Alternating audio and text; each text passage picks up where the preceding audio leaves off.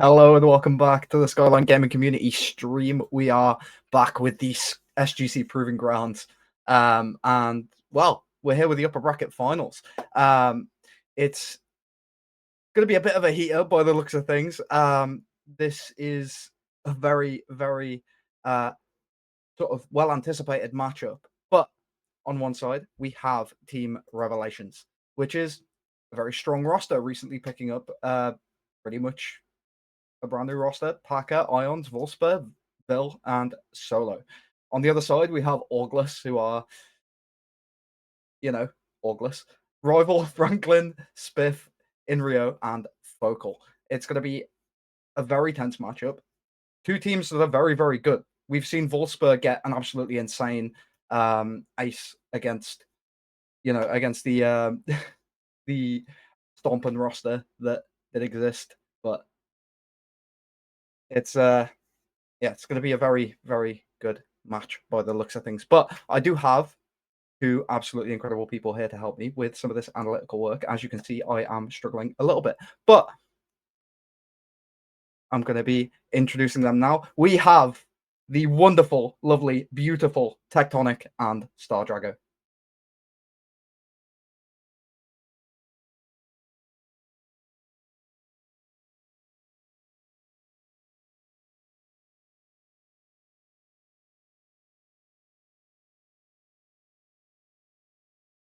So, sorry about this. As Drago was just, you guys cannot hear, we have the Ex-Qor roster, now known as Revelations, and then Ex-Qor roster, now known as Augless. Anyways, there you go.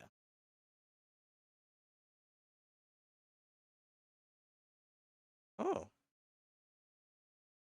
Anyways, I shall carry on.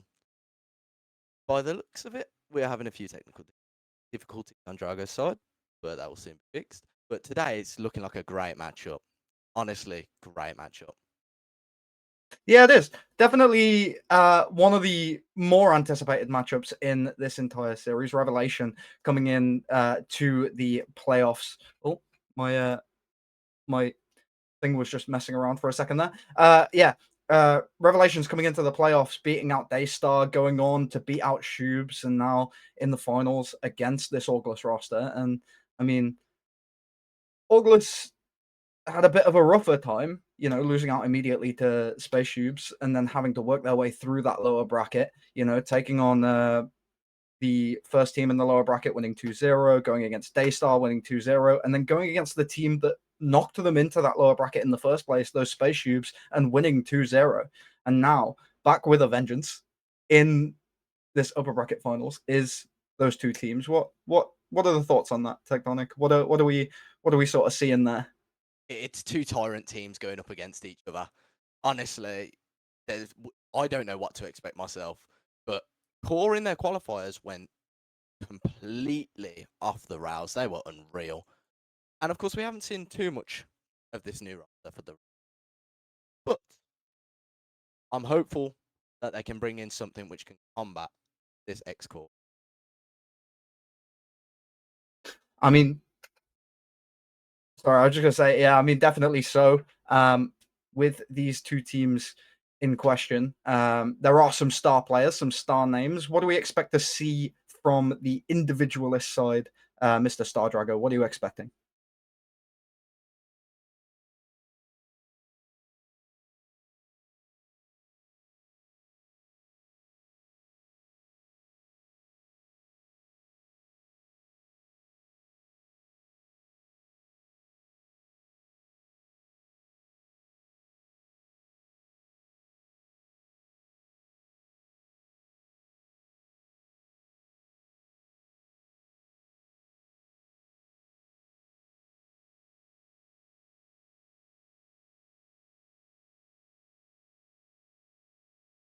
Oh, all right.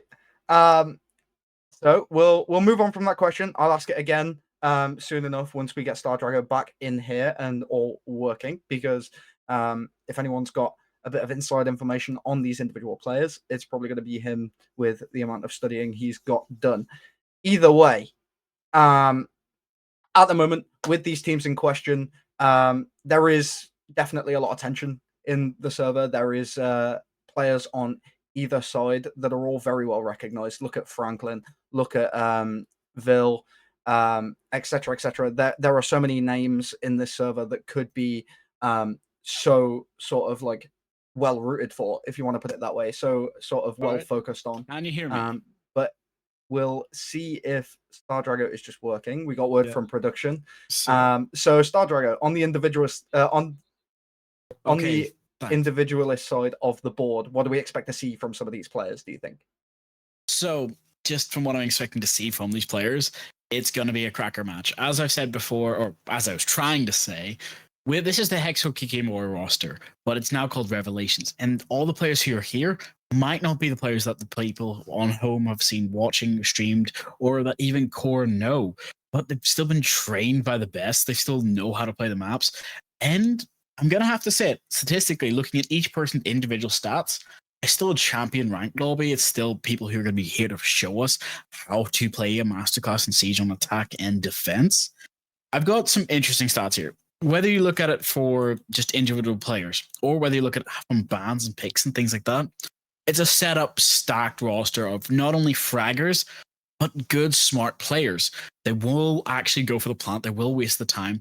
The weirder part of this is going to come down to versus the Ex-Qor roster, or Orglis as they have to be called now.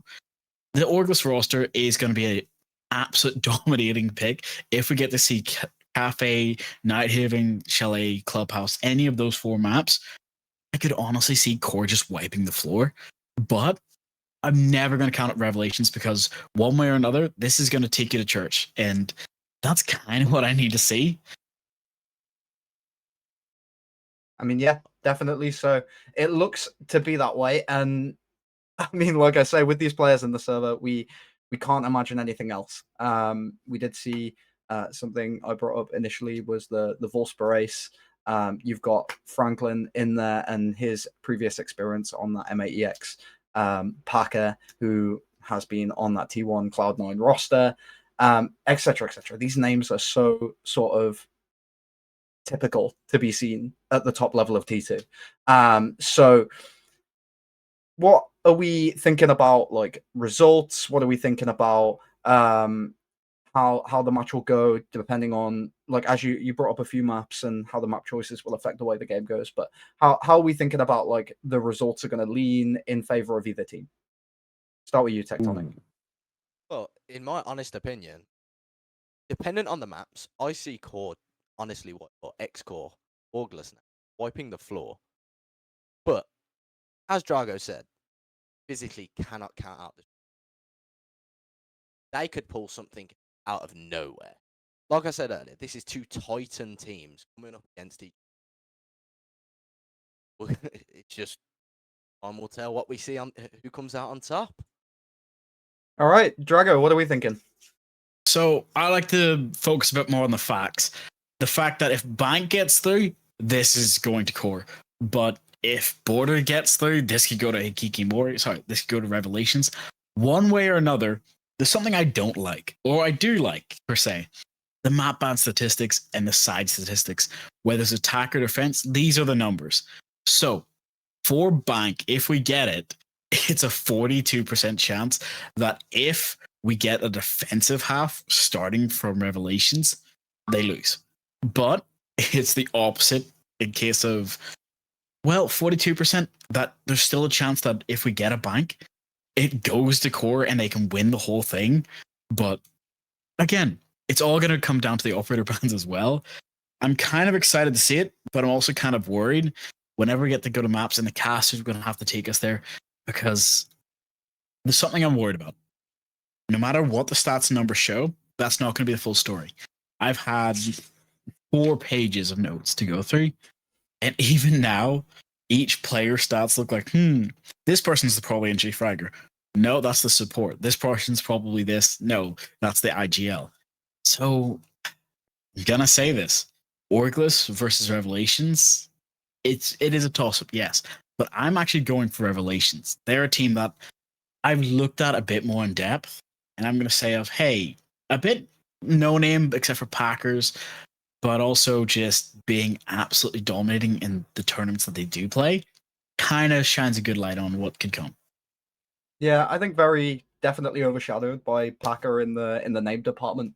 But like I say, I've seen a few of these players do very, very well. So I think that generally speaking, these teams should be very evenly matched. But I think like it's dependent on that Revelations roster and whether they can fit in that sort of Shield IGL with such a frag heavy roster.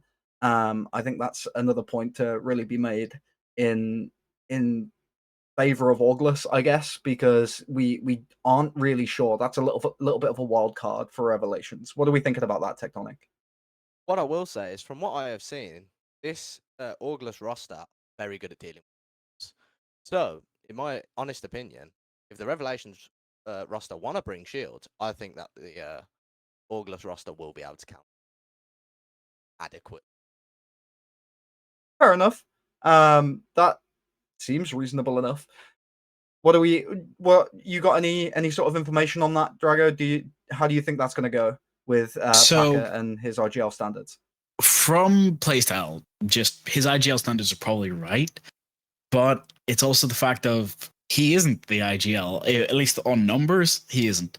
He's an really? entry fragger, but that's kind of the point of by playstyle, he is, but by Yeah. number stats, he's not. And the thing that makes me even more happy about this is the fact that, at least with Packer, he was on the old Hikikomori roster before. He's been on it several Yep. times when it switched. When it was Revelations before, he was on that roster as well. And even just going back to Element, when he just played in that for fun with his friends, he still dominated. Same with Vile when he was part of the roster. He was still dropping double KDs, and I still think it's fantastic.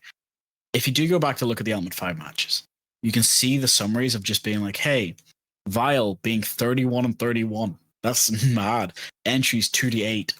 Hosts, okay, his cost was 52%, which is a bit low. That's a survival rate, but he always had a multi-kill rate of 8. And I just think that's wild. So honestly, it comes down to who can be more aggressive. And if one of them can actually be so aggressive they outpace the entire thing, that's what we need to see. And that's kind of what I'm hoping for. Too right. I think that'll be very interesting. I'm going to leave this in your capable hands, though. No more questions from me. Good luck, have fun, enjoy yourselves, and I'll hopefully see you again sometime soon. Thank you. So, I'm going to ask you a couple of quick questions as well, just as the partner analyst today, because we're going to have to talk whether or not you see this as being a Hikikomori match or a Qor match. Who do you think is going to win the first map? In my honest opinion, I will say the August roster. Okay. My honest opinion. Reason being is the history between the two team names, I want to say, is so far the Ex-Qor roster is 2-0. Will they Okay. keep up their unbeaten streak, or will the Revelations new roster come back with a vengeance and knock them off their podium? That's a good head-to-head, I'd say, but it's all going to come down to the maps. It's all going to come down to the statistics. And at that point, we're going to have to go to the casters. So, final thoughts, final promotions before we head over. I'm going to say that we get Revelations to win the first map, but only if it's one of the ones they pick. If it's not their pick and they don't get the defensive half that they need, I could agree with you on that. But, first map, we'll always have to just wait and see.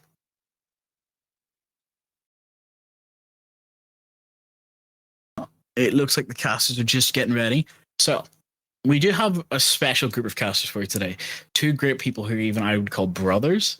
Well, I'm not even sure if they are brothers or not. I'll have to ask them later. But it kind of gives me a go to show that, hey, we're going into this. It looks like the players are getting ready as well. Wow. So this is going to have to be very quick. We're going to have to go to maps, and we're going to have to tell you what's going to come. I'm very excited. Start on top. All right, so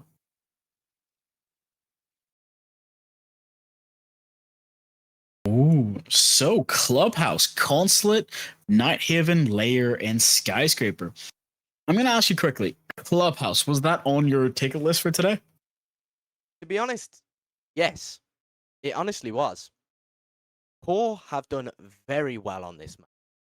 The only time I'm pretty sure they have ever, well, Ex-Qor, sorry, have ever dropped a game on this map was against Space Tubes, where it went 8-7 overtime rounds,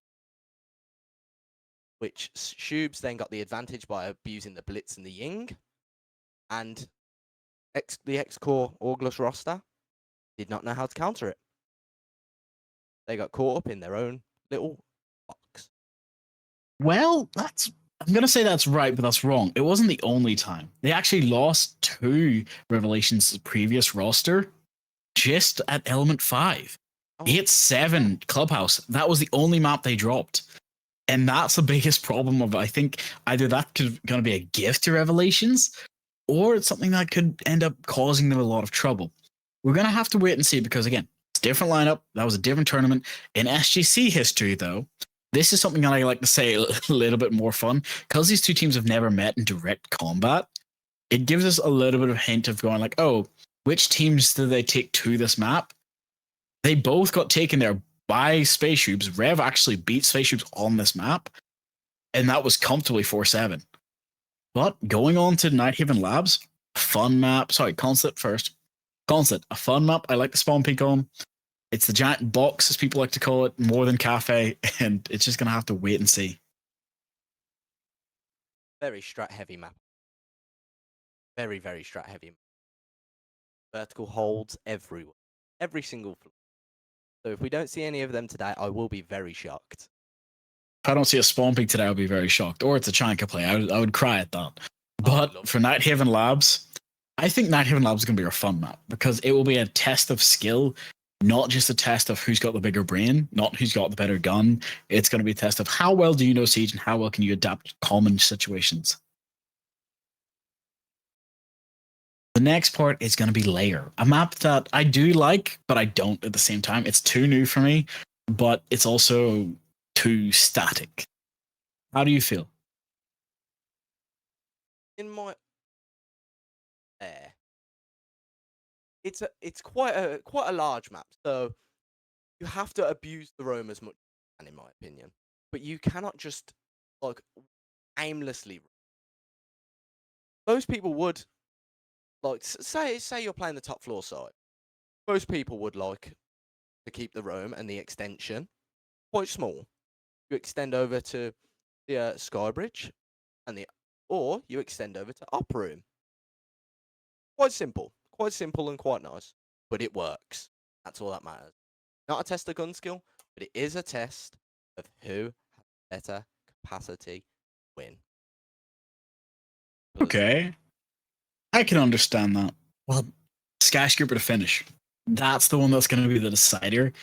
Skyscraper is not a map that I like because a lot of people forget common things. They either forget about the hatch on the ceilings, how important Geisha is, or just how important that, hey, certain windows you can't just rush the whole site and then just take it with a black grid play.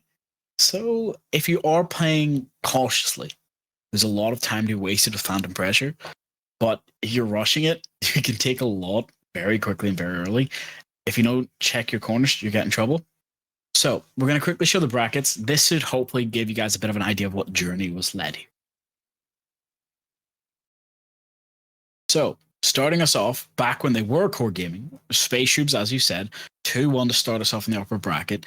Space Tubes took the map. Qor get sent back down, going up against Mavis Novell, one Blackjack would be very happy to hear the name of, going on for Qor Gaming to continue versus Daystar, winning the whole lower bracket run, beating Space Tubes 2-0 again, entering back up as Ex-Qor. But here's the problem we get to see now. Revelations, they were also in the upper bracket. They should have met a lot earlier, but no. Revelations beat Daystar, sent them back down to lower. Revelations continued, fought 2-1 and beat Space Tubes up above, and then met Ex-Qor now as Revelations. You gotta understand that this wasn't just any sort of fight. This was tooth and nail every time. Daystar almost came back. Well, they tried their best. They got the 2-1 versus Collegiate Warlords. and they couldn't. They could have been here as well. And thank you to everyone who didn't make it, such as Spaceships, Daystar, and Mavis Novell. But for now, we get Ex-Qor versus Revelations. And I'm going to say that's kind of the matchup we want to see. Indeed.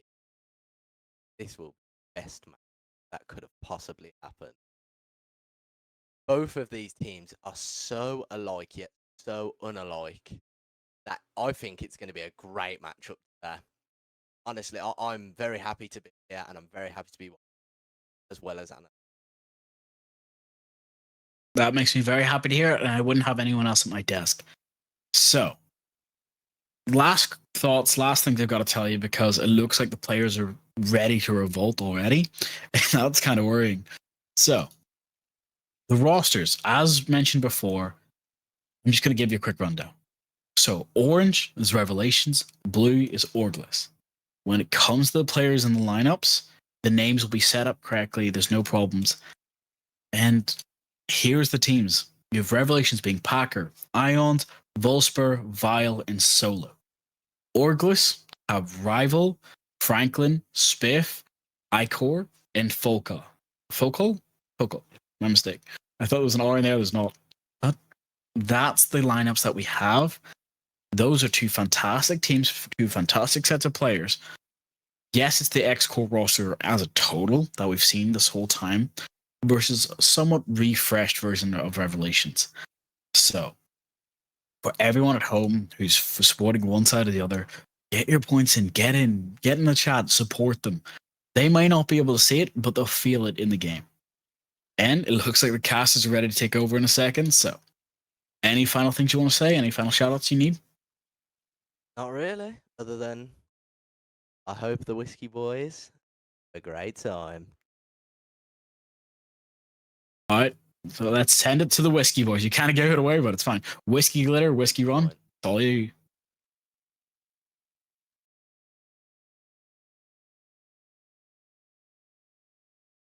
Oh, can they hear us? Hello, Whiskey? They're going to have to take it. There we go.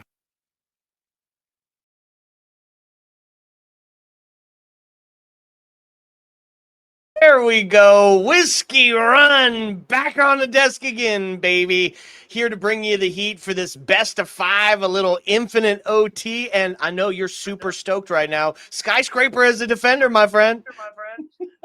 I can't believe we're going to see Skyscraper as the decider, and we'll get to that for in a second. But honestly, after 4 months of qualifiers, group stages, playoffs, and a hell of a lot of delays, we have finally got here. The grand final, my friend. It took a long time, 4 months to get us here all the way through the SGC Proving Grounds, but it's time. Best of 5 on deck, and I think we're ready, man. We're starting off on Clubhouse. The analyst broke it down for us, but I got to believe we are ready to go. Let's go. Clubhouse. This is such a great map to start out on, right? If you're going to get yourself into an infinite OT best of 5, start with the textbook, start with the default, right? You get to bring along some of those, the easier strats. You know, you're bringing a 2-pronged approach when you're attacking. You know, you want to hold vert when you're defending. This is going to be an absolute banger first map. You know, when they went through the map bands there, I'm thinking, all right, we're starting off on the default. You said the standard map. So such a big part of Siege for such a long time. And then going into the 3 new maps in a row, Consulate, Nighthaven, Lair. And honestly, new is really the wrong word to be talking about these at this point, but the newest in the pool. And then I am a certified Skyscraper hater. So the fact that we're going to there as that final map to me says the team on defense statistically likely to win this thing there. That puts Revelations on defense if we were to get there. So that's the team to beat when it comes down to it. So big question there, is it going to take all 5 or are we going to be done much quicker than that? Both of these teams have literally been unbelievable throughout the playoffs. They each of them had 0 losses to anyone else except for one team. Just the Spaceships was able to put up a map against these 2 teams. That's it. Everybody else, they beat 2-0.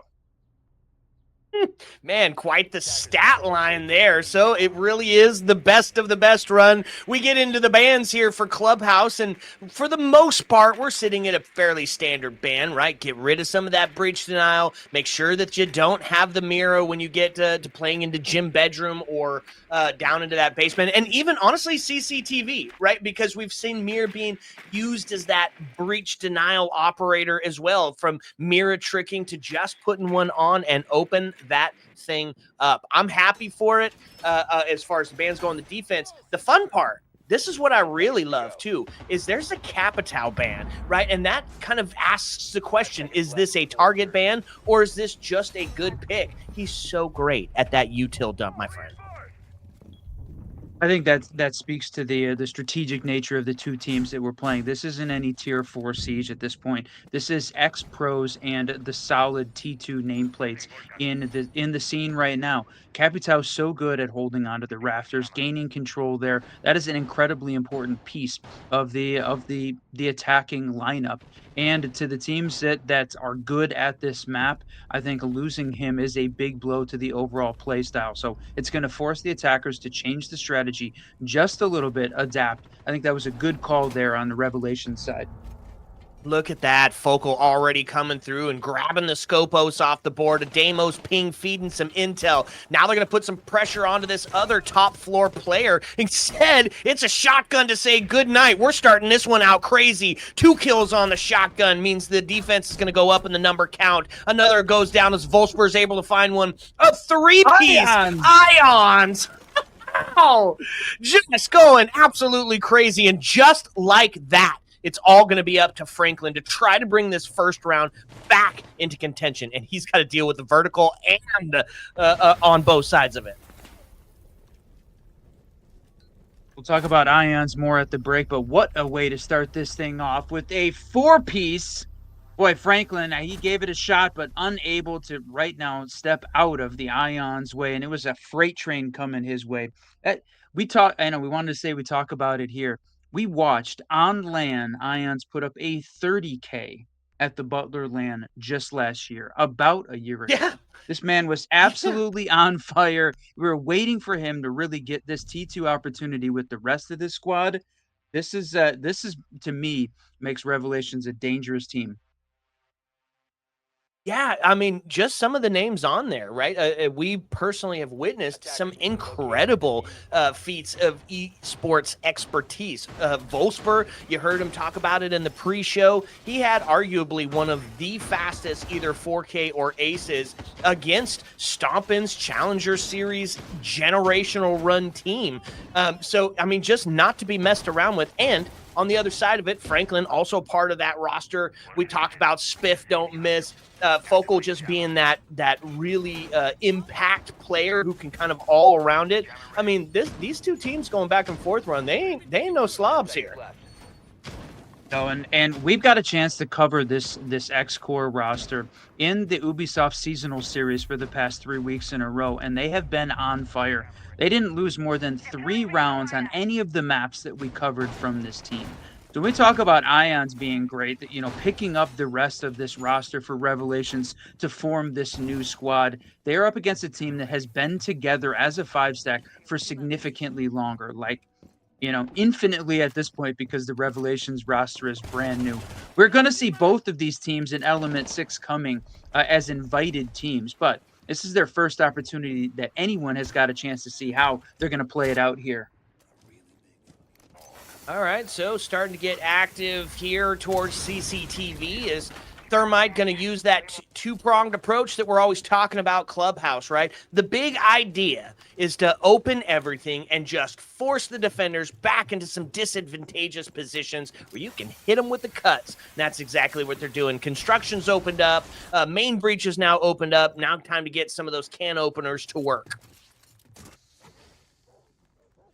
There's a lot of defensive utility they need to clear out of the way first, and it's Clash that's sort of putting up a little bit of a mobile wall at this point, preventing them from making that push in. They do have that main breach open, so they got a clear view of Clash, but she's going to slow that entry down. Packer over here holding onto the warehouse. There's going to be Volsper that opens it up, but oh, no way! Yeah, Focal on the Ying tech now, bringing out the shoddy Reaper combo, which has just been so devastating for the scene lately. And there it is. Candelas go off. It's a push into gold as it just starts to fall apart for the defense. Ions goes down but not out as they quickly start to return back. Focal with another Ying shoddy kill, and now it's going to be Goyo alone, left in a 1v3. Candela's shotguns, it just doesn't matter. Inrio's going to come in and claim some body shots, and we're going to tie it up on a scoreline. I think anybody that was picking these two teams to go in a 3-0 fashion is overestimating that particular team's ability. Both of these teams can do it. I'm expecting definitely a back and forth. Now, I heard it early on. Infinite OT. Damn, in a best of 5, are we going to be here for 6 hours, or these teams going to take a map apiece back and forth? We'll see how it goes. It's still early in this best of 5. If anyone welcoming you in. Map number 1, we got Clubhouse with Consulate, Nighthaven, Lair, Skyscraper on deck. So it's been a question on Twitter or X lately is why do teams stick the routine, right? Why not ego check the last map you went to try to counter some of the mistakes you made? But honestly, I love it. Keep it going, business as usual. You lost Gym Bedroom. Take a second to breathe. Head on to your next part. Don't disrupt the routine, and that's exactly what the Defense Revelations is doing here. They're going to take it over to Cache CCTV. They brought the castle along, so we definitely have ourselves the potential for that extension downstairs, maybe onto the window up top to try to hold on to the breach. But there's no breach now, right? So they're just expecting walls to get opened up. Yeah, giving them sight lines in, I think, certainly puts more pressure on it, but you're expecting that they're going to get them open, right? So how do you change around this strategy to almost invite them in? We did see a little bit from the Orgless roster in some of their previous games where rather than going for like a full reinforce or full breach denial strategy, they left some of these options open. Again, inviting the attacking team in, just baiting them into it. Revelation's going to use a little bit of that same strat, and I think that can give the attacking team false sense of security. And we'll see how this one works. Start off with here, the attackers holding onto those roof positions, just waiting for somebody again. Stick their head out of one of those highway windows. Woo-hoo! Solo. Control Alt deleted. Good night, sleep tight. Blackbeard's off the board. Candela's starting to ring in here as the push towards construction starts to ring out. But man, your spearhead done and dusted. What a huge first play. It was a hell of a pre-fire there from Solo to take down the Blackbeard. Was completely expecting it. Again, baiting them in. You're almost always seeing that the jacuzzi wall reinforced as opposed to left completely open, allowing the Blackbeard to make that quick entry in, but Solo was there waiting for it and annihilated him for it. All right, main wall now starting to open up, which means they can put some pressure and start thinking about the long game, seeing if they can get themselves in for a bit of an execute. They got to equalize on that body count, and first one that really want to take care of is Ions, right? He's sitting on the Clash again, just being that disruptor agent and just stymieing the push in. He sits off the A chassis, can potentially throw out some electricity, meaning you're just going to have a tough time to get in.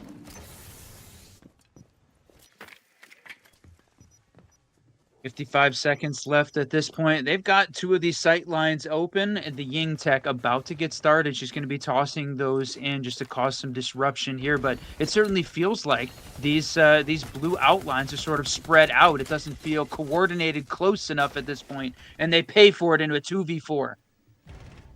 Yeah, man, not on the Ying tech even, just a regular Candelas, but they're causing that disruption. Rival's going to get in and find himself 2 and get themselves onto the body balance equalizer. Now the pressure on to Catwalk as they're in a prone position behind the Kiva barrier. Has to take a swing here, has to find something. Instead is going to find death as Inrio is able to shoot him into the body and cause his demise. Now the plant's starting to go down. Vile coming up, going to try to play for the long game here, but sussed out completely. Rival on the glass, going to take a quick headshot. It's a good night, sleep tight.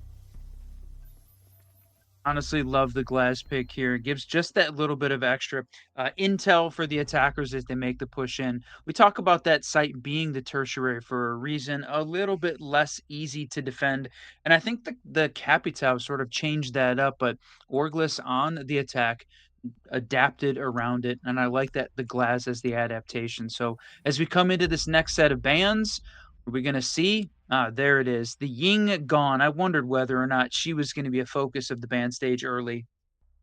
Yeah, just the Ying Tech proven to be difficult, especially in the hands of somebody who's going to be very aggressive with it, just taking space. It's a good ban off the board. And on the other side, Bandit going to go down as well, meaning that going to have a little bit easier time getting in, although it didn't really show the Bandit. So not really a huge difference maker, at least in this first part, right? The next half of this first match could be completely different. Well, no, can't be. They banned it.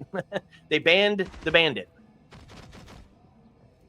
Yeah, going to force the attackers into a slightly different strategy, and at least what they're showing now, the combination of Hibana and Deimos and Grim gives them tons of forward attacker forward utility. So I like that strategy.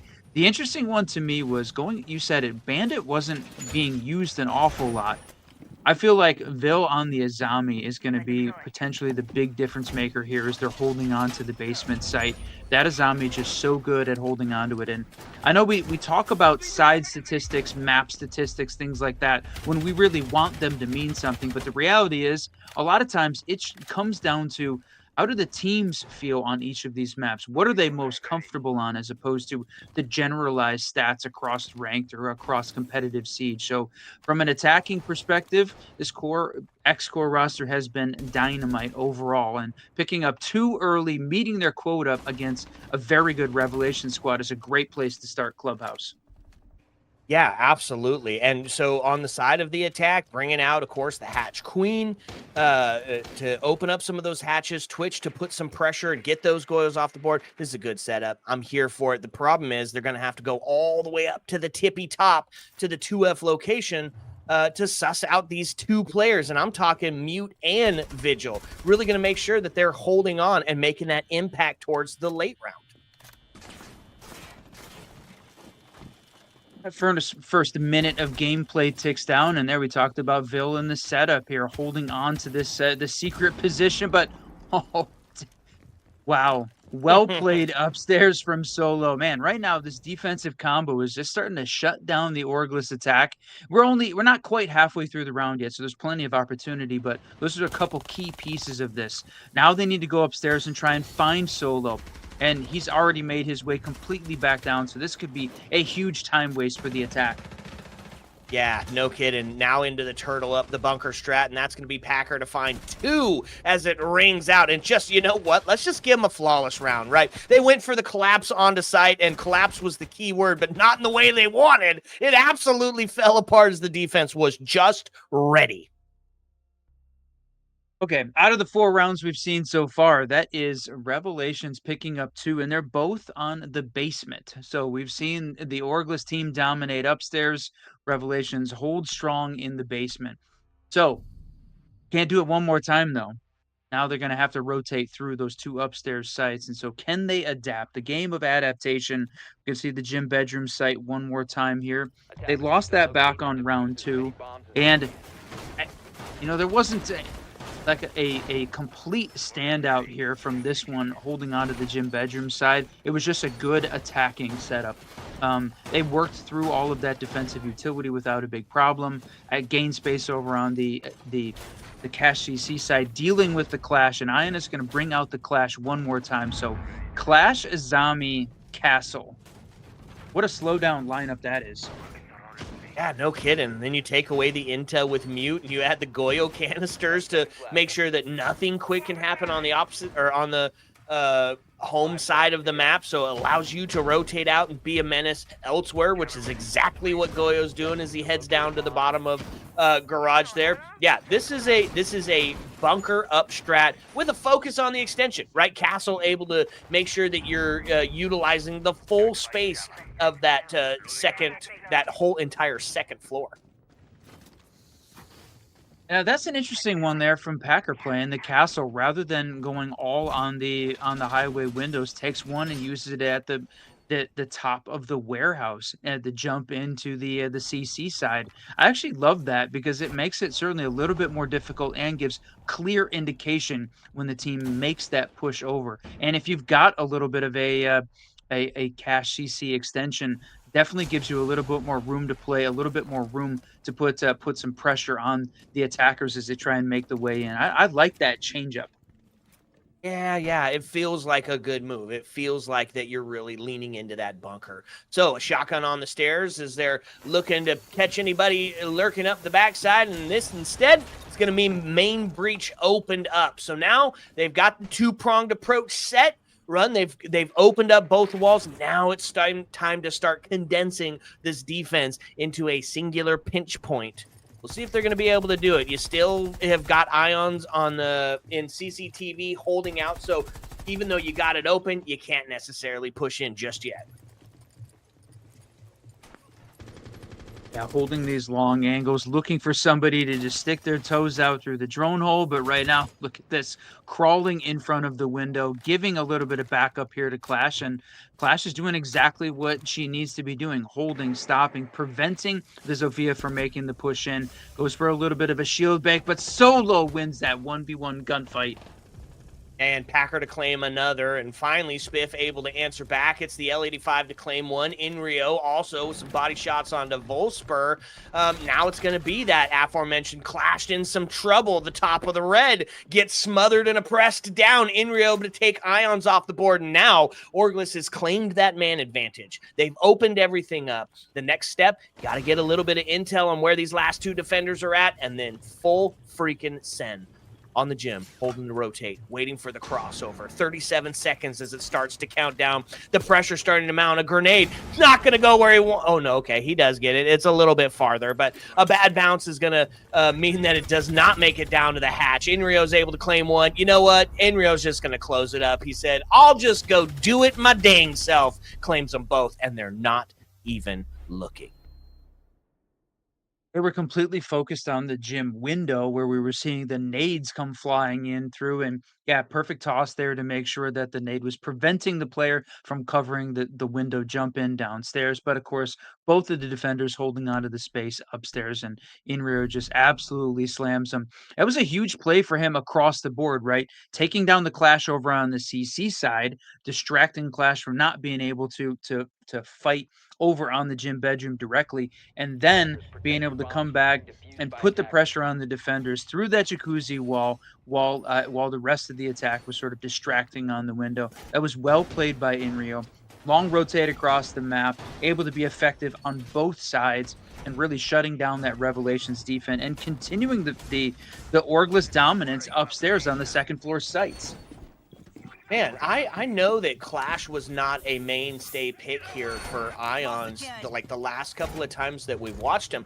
But honestly, having just a wonderful performance, right? If he's put onto that role for slowdown, put on that role to just eat away time, well, Clash does that perfectly and in complete smother mode, even though, ended up getting taken down at the end of that round, just ate up a ton of time. And if there was a few extra players alive and ready to help back it up, that definitely was going to be a defensive win, but not the case, right? It was just push in, punch in the face, good night, sleep tight, Orglis to take one. And now it's the last round of the half. All day today in the Voltage League, it has been 3-3 halves. All of that seasonal series has seen a ton of 3-3 halves and a bunch of the games. This just seems to be one of the new norms that we're sitting at. Teams are just kind of sussing each other out a little bit better.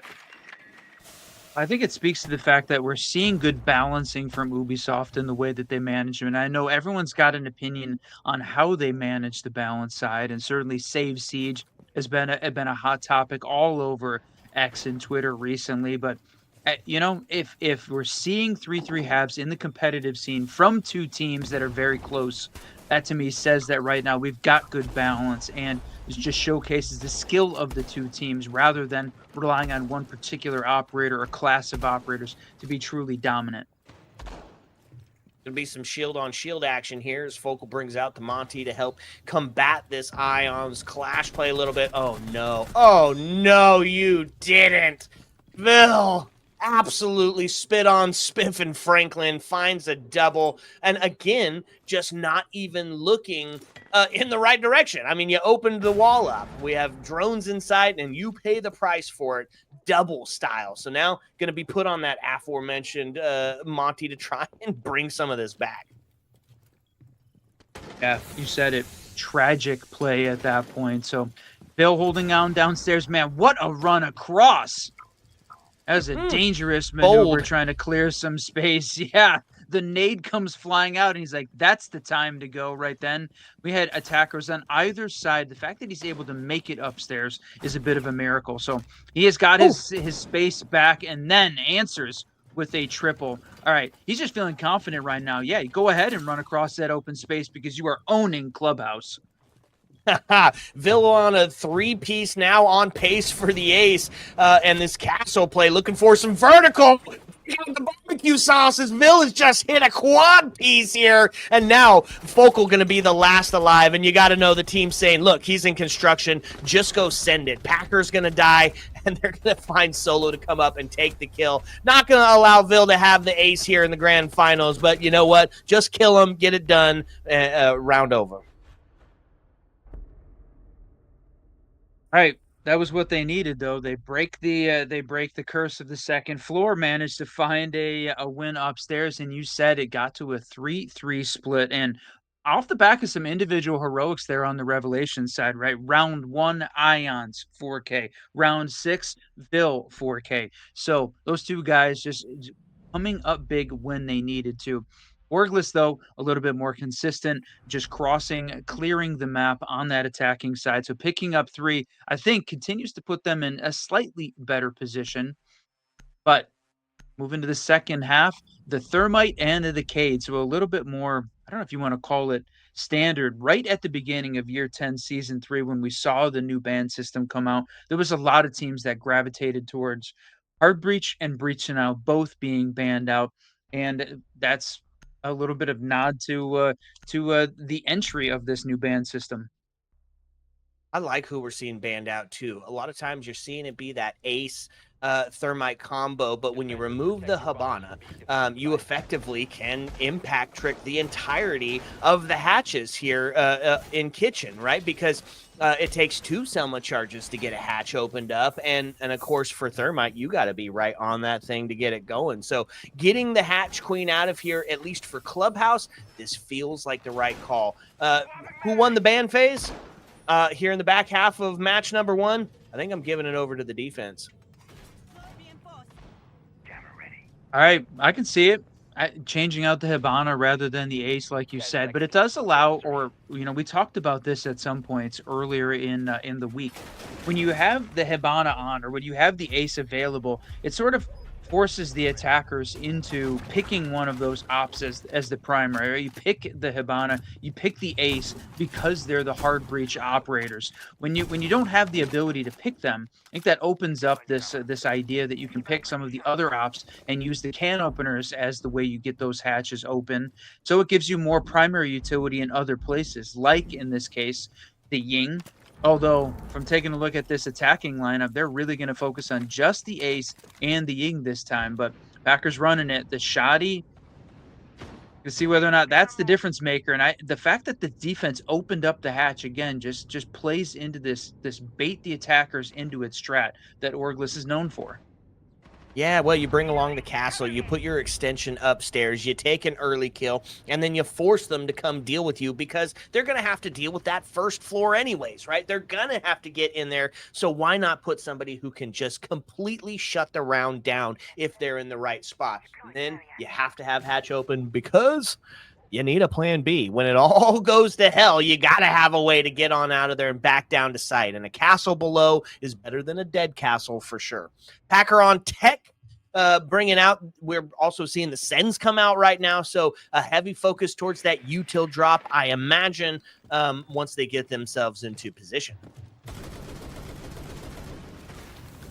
I love this hold that they've got, holding on to the bar stage area, right? The combination of the castle and the Azami both to put some pressure. Those two just blocking off some of these sight lines and really wasting a bunch of time. We're sitting at a minute 20 at this point, and I was going to say we hadn't seen an opening kill yet. Vil is going to continue. He picks up 5 of the last 6 kills. Taking down Rival and taking down the castle. So that's the passive util side of this lowdown, though. They still have got to deal with Spiff playing the Azami. Run so good he can caster curse before he even caster curses. My friends took him off the board before he could get started. All right, well, this still is pretty standard setup here under the church wall. So looking for a potential of the C4 to come through. Inrio rocking that still with the Mira. I'm not sure if Focals has been spent already or if it's a pre-place. I imagine he probably already took a shot and didn't quite get anything just yet. But either way, I mean, we've got some devastation about to happen as the Candelas ring out down through that vertical play. Packer still has 2 of them in board, and hello? Oh, that was tragic. It bounced off of something. It got stuck inside the rafter. Sens is just not able to quite get him done. Franklin gets themselves a smoke kill as the numbers get equalized, and then it just starts to fall apart. All of a sudden, there's that Inrio C4, and man, it was a 3-2-1 drop by the attack, and it was a 1-2-3 defense, and they just completely countered it.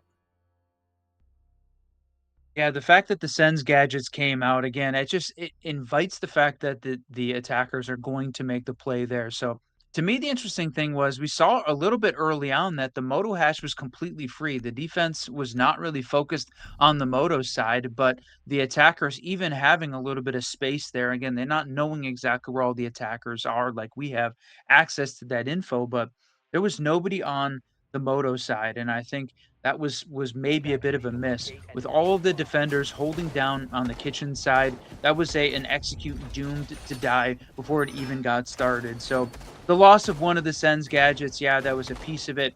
But overall, I think that the defense just played it a little bit better, collapsing on that obvious play there in the end by the attack. So Revelations, though, if they had picked up 1 or 2 of those kills in one of those 50-50 battles, that could have gone absolutely the other way. So I don't, it wasn't necessarily that it was an incredible setup. I think there was just a little bit of a miss on the Revelations side to not really factor in the Moto side as much.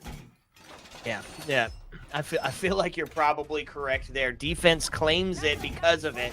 And now, well, you got to take it back upstairs, back to the 2F. Well, first time for this Orgless team to see what they're bringing to the table for a gym bedroom setup. Feels pretty standard. Feels pretty similar to what we saw on the Revelation side, right? Slow down. Is Focal going to remain on that shield duty? Obviously, Inrio bringing out the castle to hold on to those highway walls. And instead of going over and securing that CCTV, he opts for the red stair, which can be a devastating cut to whoever's holding lodging. Look at this, just making quick works of all of the castle barricades, Sledge just clearing all of that out. And from the Orgless side, though, I mean, a very similar lineup we talked about when Revelations played it. I think that is why these two teams are so close and such a good pairing, right? Castle, Azami clash again on the Orgless side. Exactly the same opposite we highlighted when Revelations defense playing this site. So the Capital, though, at least Revelations got access to him. So I think that changes the way that this one's playing out just a hair. Yeah, it makes it a little bit more difficult for Focal in the clash play because now it's just send in a smoke and then fire the hell out of them, and they're going to find it. Packer on Tech's already made his way into CCTV. He's got the shoddy Reaper combo. I just love that is a thing now. Oh, look at this. Oh, man, the siege timing is going to just absolutely claim one. Franklin takes Packer down. Ions is able to find Inrio. We find ourselves with a tied-up body balance here as now Clash locks herself into... shot. Jeez. Focal locks himself into the corner. Fire behind him, and he still just creams him. Yeah, honestly, Clash almost lost her life. They're just barely out of range of the fire, the explosion from that environmental ingredient. But the fact that we saw the Clash playing off the shield, taking down one of the Revelations attackers, that was great play there by Focal. You said it. And look at that. I mean, this Orgless team, very evenly balanced across the board, everybody contributing at this point. And right now, neither team feeling especially dominant, right? That's the thing that I love about this grand final is evenly matched teams. In the final 30 seconds, we still have got a 3v4. Still a potential for the attackers to bring this one back, but the pressure is not going to be on Orgless to get the job done. Just got to start going for a bit of a hold and play onto the trade game. Candela's come out as they take a shot. Focal good for another one as Vil takes one down. And, oh, man, it just goes back and forth, and now it's going to be Vil, the hero of the last couple of rounds, the last alive. Shots towards the Logi, but it's not going to get it done. Just Focal good for 3 on that. Yeah, playing, holding on to the shield, using the Clash shield there as that the mobile deployable shield in this case, but just doing just better usage of it, the ability you can move it around and using that secondary gun to devastating effect. So you said it, picking up a triple, taking down Vil. Yeah, Orgless looking very good on that round for their defense. So that, my friend, 2 in a row on defense there for the Orgless squad. Basement and 2F. The primary, secondary done. See how they handle this tertiary at this point. Now playing this the cash CC side. Yep, the test on the Tersh, and this time, instead of extending down, holding on to Swamp, they're going to extend completely over, much the same you would see on a gym bedroom site setup. Castle blocking off those windows. The key difference here, the big changer, is we've got both Castle and Azami, right? They're really going to be digging in to hold on to every space possible. And look at this, they're actually going to extend both. I kind of like it.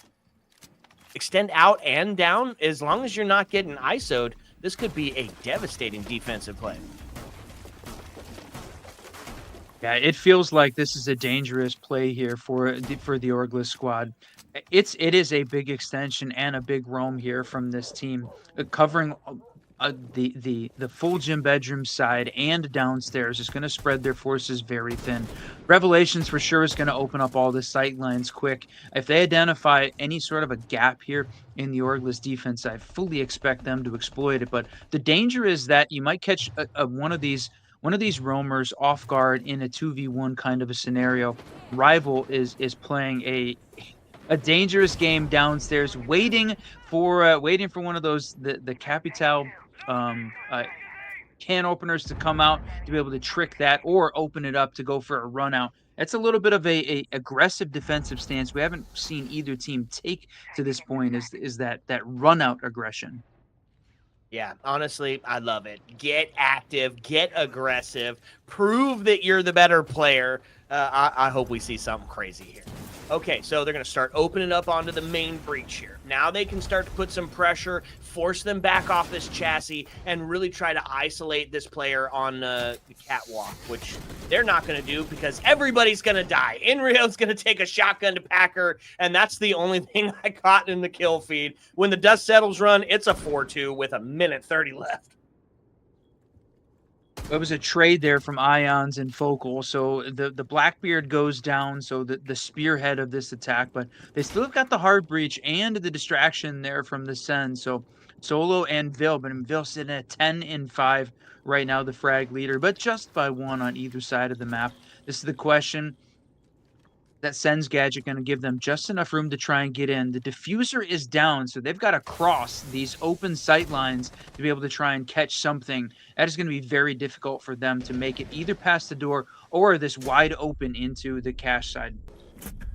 Yep, and now the Yokai is going to start putting some pressure onto these attacking teams as Zen Gadget goes out. Spiff don't whiff's going to find Solo off the board. Wow. Spiff good for 2. Both of them headshots, both of them good nights, and that's going to be a round win. Solo, is that a name change? That's something. Who is that? I remember seeing just recently somebody changing their name to Solo. Is that recited? That's a good question. I don't actually know. I thought that was. I guess we'll have to ask in the interview when we get to that point. Maybe somebody can comment for us. Is that the Solo's been playing under that name for a while, or a recent name change? But as we get into that final ban, we're going to see just continue the strategy here of getting rid of the hard breach operator. So Ace now down, but that we talked about it right at the end of round 8, 2 in a row for Orgless, now 3 in a row. Just starting to catch momentum and carry it forward on the defensive side of this map. Now they put themselves on match point scenario here on map 1 of this best of 5. It is infinite OT, but right now, unless Revelations can really step on the gas on the attack side and just adapt to the way that Orgless played it, this one could be over in 10. Oof.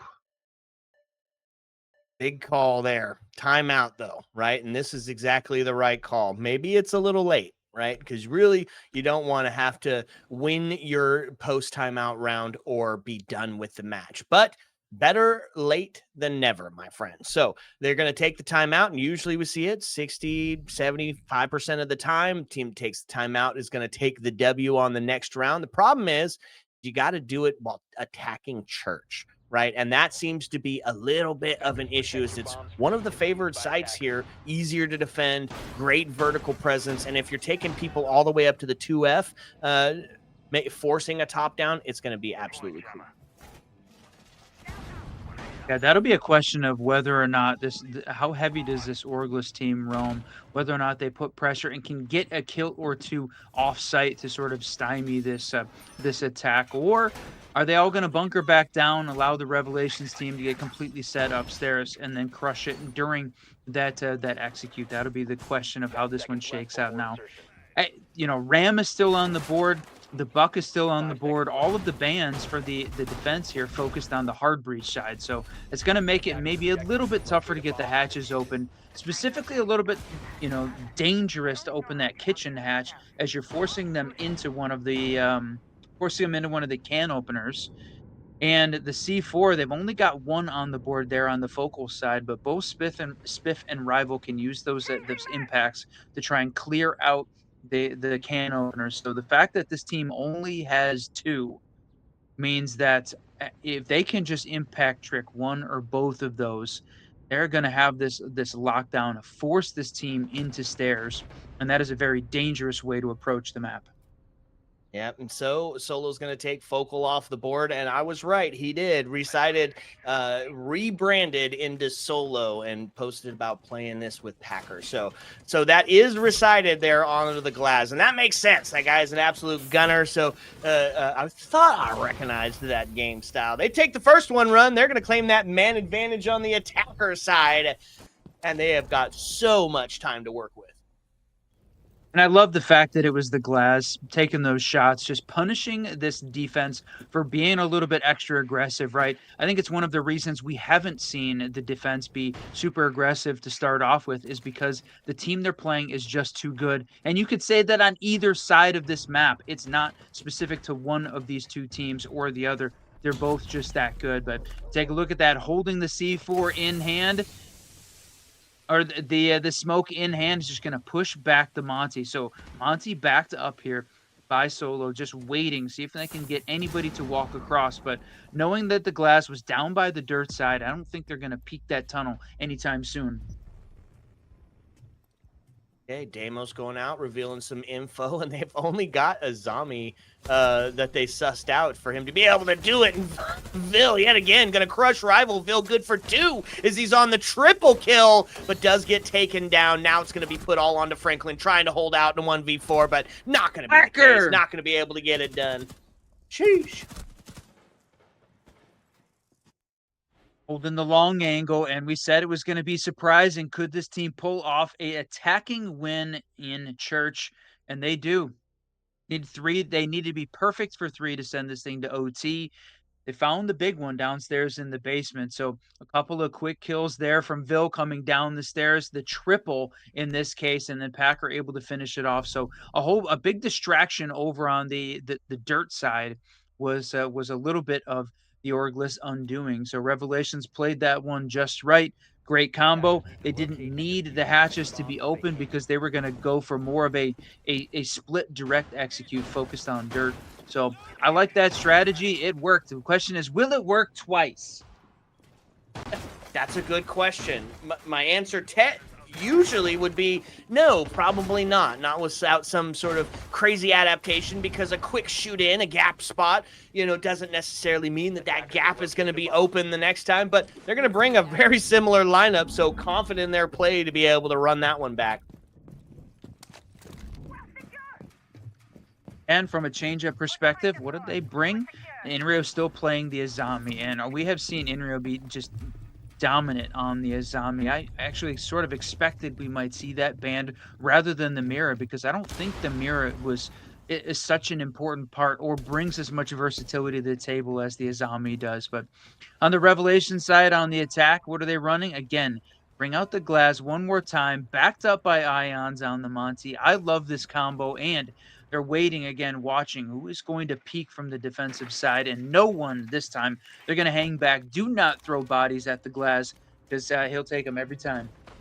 That's right, and all they got to do is hold out. So the less we peek, the less potential danger you find yourself in, the more time that gets ate up. Now, what did it do? Even though they got the kill the last time, it just means that potential for a run out, that potential for a spawn peek is there, and no matter how good you are, that is going to slow you down at some point. Right, that is going to make you more aware of the doors and the windows, and might have to alt walk up is to not give your sound away as you're getting there, so you don't just get a quick peek that ends everything. So it still did its job, even though they did not get the kill for it. I'm a little worried here that the Revelations team is running a very similar setup, right? You're running the glass and the Monty in the tunnel. They're using the Twitch drone to clear out the utility. He's going to go ahead and run at smoke this time, and no way, takes a Twitch drone shot. It's going to be Solo that finishes him off with the bearing 9, but honestly, it felt like this was a little bit of a dangerous play because you expected it. Exactly same take as before, but Revelations is winning all those battles this time around. Yeah, I guess if you're going to... Ooh-hoo! Focal with a claim.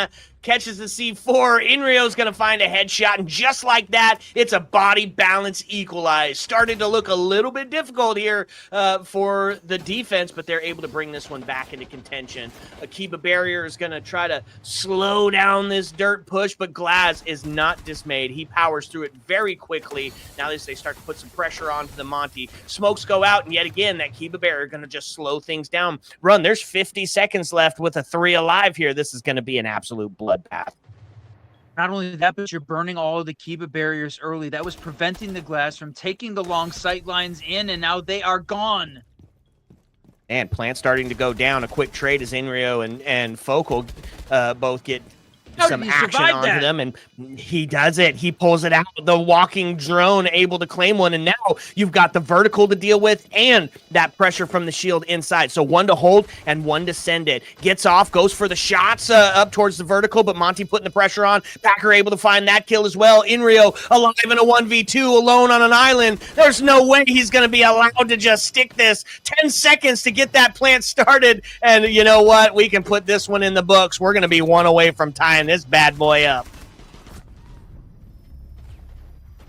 Oh, they're going to give it to Ions in the end. Man, what a play on the Monty. Honestly, we know that Packer loves the shield, IGLs the shields very well, and Ions just fitting into that role. But I thought for sure that we were going to see this Orgless team ready for the Dirt Glass Monty push one more time. But this time it went significantly better for Revelations. Even though they won it back on round 10, I thought that round went even better. They dominated quickly and then just managed to get the plant down, put it in a post-plant scenario. Great vertical coverage. They did everything right on that round. Yeah, they really did. They really did. What a beautiful take twice in a row on basement. And because of it, now we're one away from tying this bad boy up, sending it to overtime, which, mind you, is infinite, my friends. That means if we have got them both firing on all cylinders, we could be trying to set some records here. All right. Jim Bedroom's site. We saw this one back on round 8. It was an orgless victory, off the back of some great shield play, this time from Focal running the Clash, and Focal back on the Clash. I think that is a great call. This Clash Azami Castle combo worked really well for this team previously. And then you throw in a Malusi from Franklin. Slow down City. I know you love to say that. Revelations changes up this attacking lineup a little bit, though, so they don't have the Deimos on board. They're going to go for the intel with Volsper from the Lion instead. And then Packer had been favoring this striker attacker as of late, so we'll see what he's bringing. The self-breaching machine, you can see him breaking out one of those can openers already. Yep, time to get active and time to do it early is now. This is the time. This time, Ions is going to bring out the Candelas. No shield to be had on the side of the attack, and he's not on tech either. He's wanting enough bullets to get the job done, and that's exactly what he's bringing to the table. Fires a couple of shots. Nobody the worse the wear for it, though. Will be instrumental when trying to take on this Clash. Look at this hold and strip there from Inrio. We don't typically see that hold downstairs. That's a very big extension from this team, but it didn't look like anybody pushed on that side of the map. Sometimes in ranked, you can catch somebody off guard playing with the strip play, but rather than expose that position, he held back. A little bit of trigger discipline, and I think that was the difference maker here. Yeah, I'd agree with you. I would agree with you. So a little bit of a slowdown here. Just over a minute and a half left to go. They've taken some space. They're starting to put pressure on here, and now the Kiba barriers are done and dealt with as the grenade rings out. Get out of the way, man. So close, Rival. Just trusting in his ability to matrix those things and just holding on to the weight rack. Now it's going to be above and below action as they're going to try some repel. In real, Focal, they both find kills as Focal clash again, and that's going to put the man advantage now into a heavy way for Orgless as they find themselves up in a 5v3 scenario, holding on to the weight rack, knowing that Azami is there, but no Kiba barriers to help lock in this position. So a little bit of a scary place to find yourself in currently. 54 as it counts down. That was perfectly played by Inrio. I was going to say well played, but perfectly played there, waiting. The combination of Rival and Inrio, he completely slows down the players outside the gym window. Wait till he goes upside down repel, and then Inrio takes the shot from downstairs at the pool table up to that window. Damn, well played from this team, and put them in a 4v3 at this point. 30 seconds left. Okay, a little bit of a stall out here for the attack side as they're trying to reassess and readdress on how they're going to get back in here, and instead it's just going to take a direct approach in. They're going to find the kill onto the Azami, looking for a second, but not going to be rewarded. Instead, they've got cams. They said, get the plant in and just go for it, all hold, but it's not going to do any good. Focal good again on the Clash is crazy, my friend. Focal, a Clash main, let's go. Yes, indeed. He absolutely was. Hell of a game from him playing the Clash. Overall, just a crazy amount of kills, but this Ex-Qor roster, Orgless, comes up big on map 1. It is 7-5 victory, and can't wait to see the next map. We're going to see Consulate, but before we get there, I'm going to want to give the analysts just a little bit of time to break that one down, but big GGs to the Orgless team for picking up map 1. Yeah, no kidding. It was beautiful and so close to seeing our first bit of that infinite overtime. I mean, if this is how the rest of this series is going to play out, we're in for one hell of a game run. But you said it. It's not all just these pretty faces and the whiskey boys. We're going to get the analysts to break it down for you and give you the who, what, when, where, and why of what just went down. So welcome with us right back, Tectonic, Star Drago. Please take it away.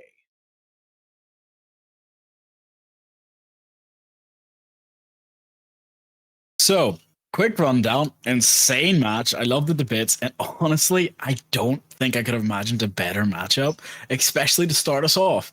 Yes, it was a bit more back and forth. My notes are covered with so much, especially Vile with a 3K after 3Ks. Just being a vertical demon is insane. Vile Victor up above. Don't know how you want to call it today, but I can say that was nuts. What do you think, Tectonic? What a crazy game to start us off. honestly, I could have hoped for a better game to start us off. And we could have 4 more to come. This is going to be an action-packed night. So close between both teams. Silly mistakes, better refrags, but all round, really good team play between. I hope to see a lot more. Definitely. So before we get into the nitty gritty numbers, we're gonna have to drag in the host today. He's got something interesting to tell us all. So, Nhaaj, you ready? You coming in? Here he comes. Yeah, sure. Hello, I'm back. I'm here to obviously take part, but also hijack for this small little segment. I have a giveaway to announce to you guys. There's going to be 2 winners over the course of the next map. You're going to be able to answer my question, answer my riddle. Call me the Riddler. How many kills in total will there be on Consulate? The closest wins to enter the giveaway. Just type giveaway in chat space and then the kill amount. So giveaway space the kill amount to enter. The general terms and conditions of this giveaway are only 1 entry per person. Extra entries won't be considered, and any entries after round 1 will also not be counted. But good luck, have fun. Let's see what you've got, I guess. So, as you're saying, basically, we have to try and guess the numbers for Consulate, the next map we're going to. You have to guess all the amount of kills on it. That's across Okay. both teams. Both teams total. So, okay, this is where the numbers are going to be very important. For everyone who wants to know, that match, Clubhouse, went 7-5. Interestingly enough, iRoar, Focal, just for Ordless, had 13 kills each. And that's more than a positive KD if you don't understand. 13 to 6, 13 to 8. That's a 2.1 and a 2.6. Honestly, their survival rates are 50%, 30%, but it doesn't matter when they played that aggressively and got away with some things. So, right now, most importantly, you have to remember that Vile also had 13 kills. 13 and 9, of course, but you have to guess not only the entirety of what the enemy team had, but your own. So, for me, I wouldn't be surprised if we get anywhere from 80 to like 100. So, everyone who plays this game of Rainbow Six Siege should know best. Just decide what you want. Decide how you want to play it. Because right now, I'm going to give you some weird facts and statistics or weird things. Naf, if you want to stay here, you're more than welcome to. But if you don't, it's up to you. So, that was map 1 Clubhouse. Not only did we have Rev take the first match, like the first round, so quick. Oh, hold on. My math is off. Give me 2 seconds now. I'm going to call you back. Go. Bye-bye. See you in a moment. Oh, it's okay. 1, 2, 3, 4, carry the 1, carry the 2. Okay. Numbers got it. Done. Sorted. So, when it came to it, Solo had the most first kills in a round, being 8. That is round 10, 11, going backwards, of course, 7, 6, 5, 4, 3, 2. And it's just, he picked everyone first time as he could. It kind of went really hard. We had so many double kills, especially just for the first round. If you understand that Rev had a 3K, Vile had a 3K, there was 4Ks, there was aces that were stolen. It kind of goes really hard. The fact that Vile's own teammate stole the 4K, Solo has been his biggest op in the entire match, and that's just for the side of Revelations. Tech, I'm going to have to ask you, what about Qor? What is there to say? Let's just start off with the Imrio 4K. Just perfectly placed. Honestly, all I can say is, I don't know how Revelation players did not hear that Zofia drop off the roof. But you must not have ears to not hear that. She's quite hefty. But it happened. They lost that round. But as a whole, that Ex-Qor playstyle works very well for them. The aggro, but then the chance to fall back and regroup, or play as a double and get your refrag. It works so well for them. And if they can keep that up, I see this being a 3-0 sweep. I do have to agree with you, but from what our host has just DM'd me saying come back, I'm saying no. He said Castle is a fortress in that match. And it's like, yeah, very impactful. Kind of expecting the next match to probably have him banned, especially from a map like Consulate, but we'll just have to wait and see. Well, when it comes to it, it's gonna have to be, how do you want to play this? What are you hoping to see? What are you not hoping to see? Because right now, I've seen 1, 2, 3, 4, 5, 3Ks, 4 aces. We're gonna keep going, and then it just cannot. I cannot imagine where we don't go to all 5 maps, go to Skyscraper, and then have to go to OT, because that was just the first map. We went to OT, and if everyone remembers, it's infinite overtime for all of the maps, not just Skyscraper. Meaning we could see round 16, round 20, and then just keep going. But it is going to have to be up to these teams and how they want to play it. Rev didn't give up at 3-3, neither did Orgless. And that just kind of goes to show that Spiff with his 2Ks, Bio with his 3s, this match isn't over yet. Packer's just waking up. He's getting into his warming up. He ended that match with 7-8 when he donated the longest in the whole teams. But then, again, it's not about that when you're IGLing or confident. As I said, when you're being a support fragger, it's about what you can do to be impactful. Solo as well, taking kills, taking things, yes. But it's his team. It's working fantastically well for them. And that was just Clubhouse. So I recommend everyone get a new page in your book, get some water, and we're going to go to the casters again. So we'll see you in a sec.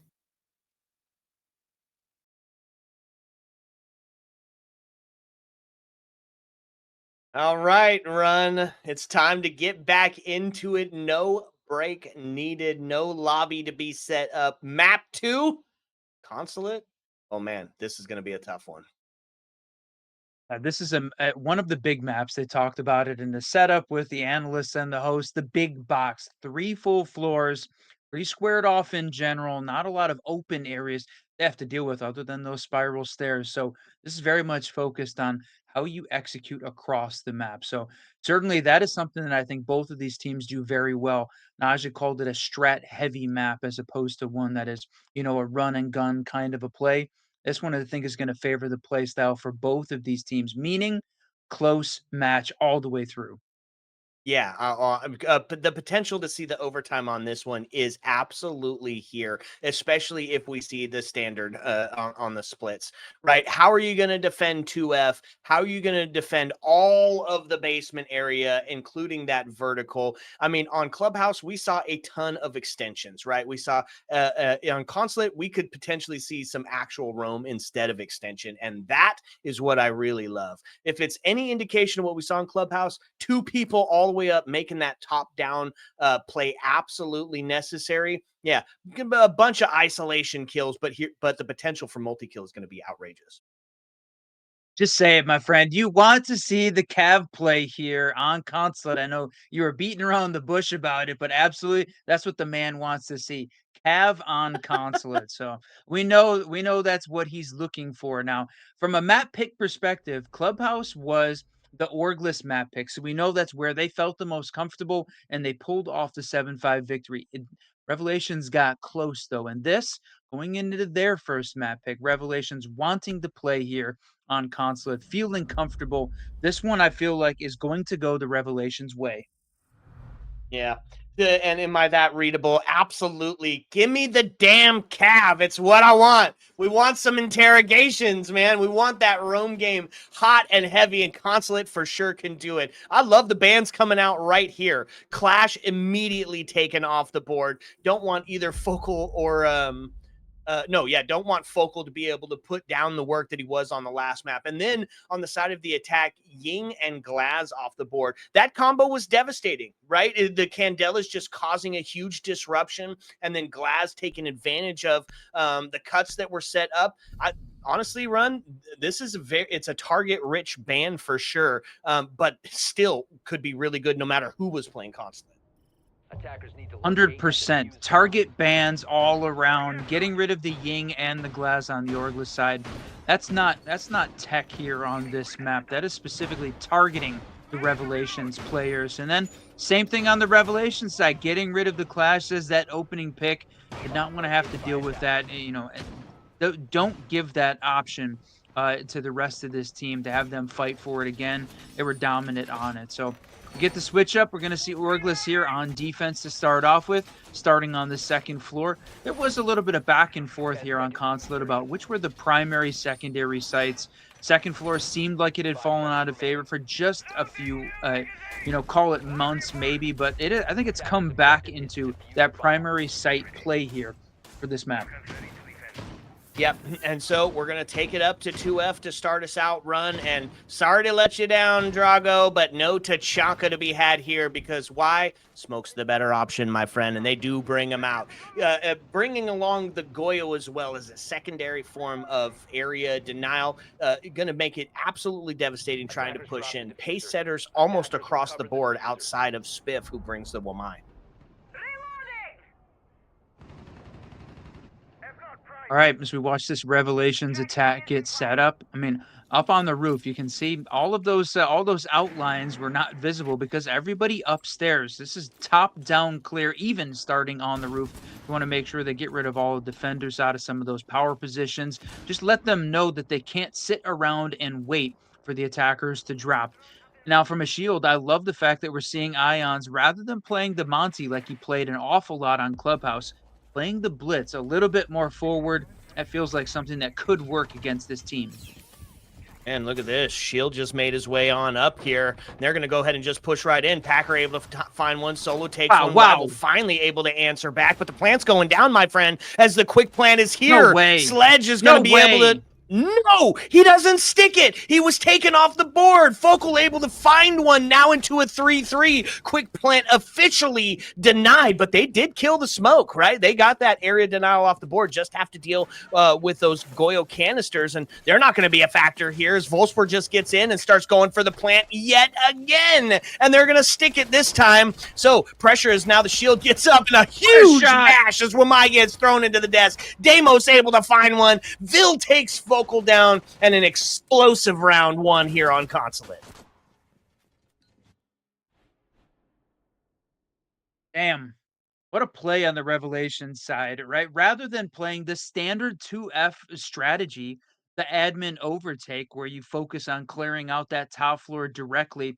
This was all focused on pushing the defense out of the positions underneath the skylight, and then they go and drop the skylight top yellow and just exploit a little bit of a weakness there on the defensive side. I think they were expecting the top spiral, expecting the admin overside. They had defenders out of position for more of the standard plant over on the admin side. And this just worked really well from the Revelation. Sort of caught them off guard and makes a big opening statement. They knew they're going to have to start attack on their map pick. Statement made. Okay, down to the basement. Gonna bring something new to the table here for Orglis. Maestro's gonna be out on the board. We've seen it several times down here and can be used to great effect when trying to make the push in off of that main breach. And of course, bringing along that the LMG just gives you enough bullets to get the job done. We do got a little bit of a roam game here. Vigil going to be showing up here. Rival, I like your style, bringing out the Boss G. Not really a multi-kill is set up, but if you're allowed to roam and you get fed ones, man, that could be pretty devastating. Yeah, this is exactly the kind of map I think that plays into the visual Boss G style. Lots of opportunities for long angles, lots of opportunities for hidden play because there's so much, the big open space where you might get caught into a multi-kill scenario. I think as long as Rival holds that spot, he's got a lot of options here to be able to clear it. And you said it, you wanted to see the roamers out there. Rival fulfilling your wish, playing upstairs in the 2F when we've got one of these basement sites. Yep, I like it. And he's got a partner, Spiff Don't Whiff, and he's up there to help secure that top-down hold that they're trying to bring to the table. Bravo going to get active, and effective use, really impactful, is going to take both of the Maestro cams watching onto the main breach. Absolutely huge play by Bravo. And we see the Revelations team. They brought along 2 of the Heartbreach ops to make sure that Ace or Hibana, they're definitely going to get this wall open, and Maestro's got to make some choices. Does he know that they were all stolen? Man, he does. He's having to use his impacts to try and clear those out, but that was all the plants on all they had for that main wall. They could afford to be this roam heavy because Maestro was supposed to be there watching the breach, protecting the plant, and all of that intel is gone. That is a significant deficit here that Orglis now is going to have to try and fight through. They've got a minute 20 left to do it, plenty of time, all 10 left alive. No early picks on this time. I think that just speaks to how big this map is, really working to have to clear so much space on the attacking side and giving the defenders room to roam. Yeah, look at that. Just some close runs across the bottom yellow door here as he's not able to quite take a shot just yet. Unfortunate timing too. So they get the ram drone going, causing some of that chaos up above, holding the cuts down below. It was a great little setup. Now Volspur, who feels very comfortable on Consulate, is going to take Spiff off the board. Immediately answer back though. Packer and Vil go down. Volspur able to answer again onto Franklin, puts us into a 3-3 scenario. Now the attack team goes up as Solo's able to take down Rival, a 3-2 with 30 seconds left, which means they're going to have to start making a move. Ion's going to find one. Inrio going to answer back and now puts us into a 1v2 situation. Inrio, the last alive, alone on an island as the plant starts to go down. Are they aware? Yes, they are. Oh, yeah. Long angle held back on the other side of the kitchen walls, looking through that bottom yellow door, just waiting for the defender who's upstairs holding the vertical to make the push in. So that, again, well played on the attacking side. Revelations picks up a second, and even though they had all of this focus on opening up that main breach, they really almost didn't even need to. Clearing out the utility, though, getting rid of those Maestro cams gave them some of that flexibility to walk around. And then, the hunt upstairs for the roamers didn't go in the Orglis favor. So that's 2 attacking wins in a row. For those thinking that Qor was going to go 3-0 in this best-of-5 final, and you're up against a very solid Revelations roster. Even if it is the first time we're getting to see this team play together, they are prepped and ready for Element 6 at the end of this match. Yep, absolutely. So, okay, now onto the Tersh site, and they're going to opt for Piano, not going split run, and I know that's one of your favorite sites because it's the only one in the map pool currently that allows you that sort of different look, that split style look. They're not going to do it here. Maybe on the second round of the round rotates, but they got to find themselves a W. So stick to what you know. A little bit more of a traditional hold here for the defense on the Tersh side.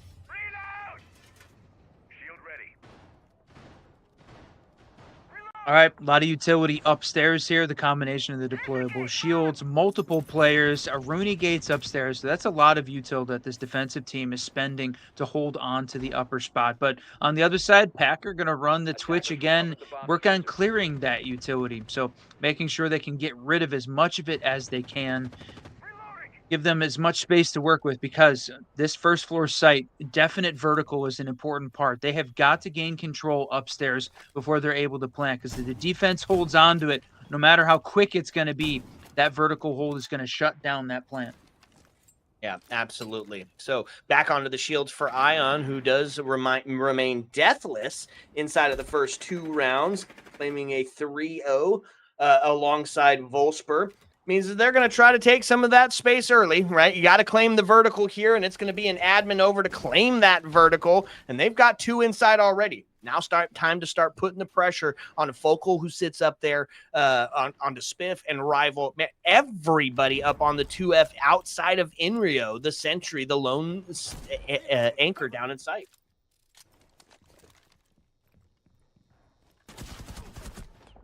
Watching this one develop upstairs. I mean, take a look at how many players right now. 4 players on the defense on the second floor. And I was going to say it looked like we still had 3 players on the Revelation side, but 2 were upstairs, 2 still outside. That is a ton of presence, all the action happening upstairs. There might be the possibility for sort of a quick execute downstairs with just how completely stacked everything is. Still, though, I think they're going to work on clearing. You still have got a minute left. plenty of time for the execute. Yeah, unless you start losing members, Wolfsburg and Ions unfortunately going to find both of their first deaths of the evening. Packer able to answer back, looking towards that pressure towards the bathroom area as Rival takes solo off the board, now into a 4-2. A little bit of a disaster here for Revelations as the attack has fallen apart. Now still a huge hold up onto the top floor, which means they're going to have to take them out before they get ready for that execute. Good intel there as he takes a couple shots through the wall. Not going to claim one. Oh, never mind. There it is, Vil. 30 seconds left. It's going to be Focal to take Packer off the board now into a 1v3 as defense trying to secure their first win here on the mat number 2. And unfortunately, Vil has been a hero of one of the rounds, but he's going to make a swing in, and Focal's going to be able to SMG 12 him right off the board and back to the lobby, my friend. Wow. Damn, that was close. It honestly looked like Vil pre-fired that thing perfectly, but the bullets just matrixed around Warden. That was so close. Could have easily gone the other way in that case, but you said it. Orglis going to pick up one. It's not going to be a complete domination here on the attacking side. Honestly, though, in a defensive-sided map, Revelations picking up the quota this early puts an awful lot of pressure on the Orglis side to keep this going. Now, from a band side, the Grim and Valkyrie is interesting. We didn't see a ton of the Grim being played, but I think they're expecting Revelations maybe to sort of switch into that that direct intel gathering as this game goes along. Yeah, especially when you get up to the second floor, right? Grim able to suss out whoever's sitting behind that desk, put themselves intel onto the rotate. You can send them underneath to get active with those bees and let your Glaz, well, not Glaz in this case, but let your long range do the devastation once they get pinged out. It's a good pick, right? Great gun, great kit, 3 speed, and still keeps an ACOG on the weapon. I can see why he gets banned out. It's a good call, my friend. From this defensive side, the combination again, they're not going to run the Azami for, which I'm actually honestly a little bit surprised about. Azami's so good at trying to block off some of those sidelines in combination with the castle. The Clash being banned sure to changes that strategy up a bit, but they're going to double up on the area now, right? The combination of the smoke and the Goyo. I don't think it doesn't feel like Goyo has been such an important factor on this match, and it feels like maybe at some of the lower levels of Siege where you don't have as good of a utility clear as you do from two teams that are just so practiced in the way that they play the game. Maybe Goyo is a little less effective. Doesn't feel like he's been the difference maker that we see an awful lot of times in some of the competitive Siege at the lower levels. Yeah, absolutely. But the other side of that, put a Vector into Focal's hands, and he's going to die immediately. Never mind. Focal, Goyo, gone off the board. Unfortunate. He's going to be taken down. That's a man advantage back into the hands of the attackers as they find themselves up 5-4 currently. Now, this doesn't spell complete disaster for the defense. They've still got plenty of long game, including the Fenrir, who can manipulate where those gadgets are being activated at, specifically when they know where the push is coming from. So great early pick if you're a Revelations fan. Yeah, insane pick there. Now we're sitting at 1:50 at this point, so the castle barricades, I think, proving to be some great pieces of utility here. Just keeping this Revelations attack from making the push in. Plus, you combo it with a couple of the Grismot mines. Even though they're going to try and use the flashes to gain entry in, this is very little space. Just beside a little bit of admin space they've taken, but limited to a single room is not nearly enough. And quick answer back. Spiff and Rival both able to claim one as Ions and Vil go down. Rival good for another. Spiff with his life forfeit does leave the body balance tipped into the hands of Orglitz, as now they just got to rest on the trade game for the last 1:08. It's holding on to the long angle, hoping somebody is brazen enough to run past that window, but not going to be the case. You're going to have to get in and take this gunfight. Now, as they get into that final 50 seconds of this round left, you still have got the smoke with that area to now. All 3 of those smoke canisters still in pocket, just ready and waiting. Solo has used up almost all of his Deimos pings. He's got 1 left. And right now, only 1 defensive operator pinged out. They don't have the ability to try and find the Fenrir or the smoke. That is definitely going to hold them back as they try and find the execute. They did pick up the diffuser, but it is 30 seconds, my friend.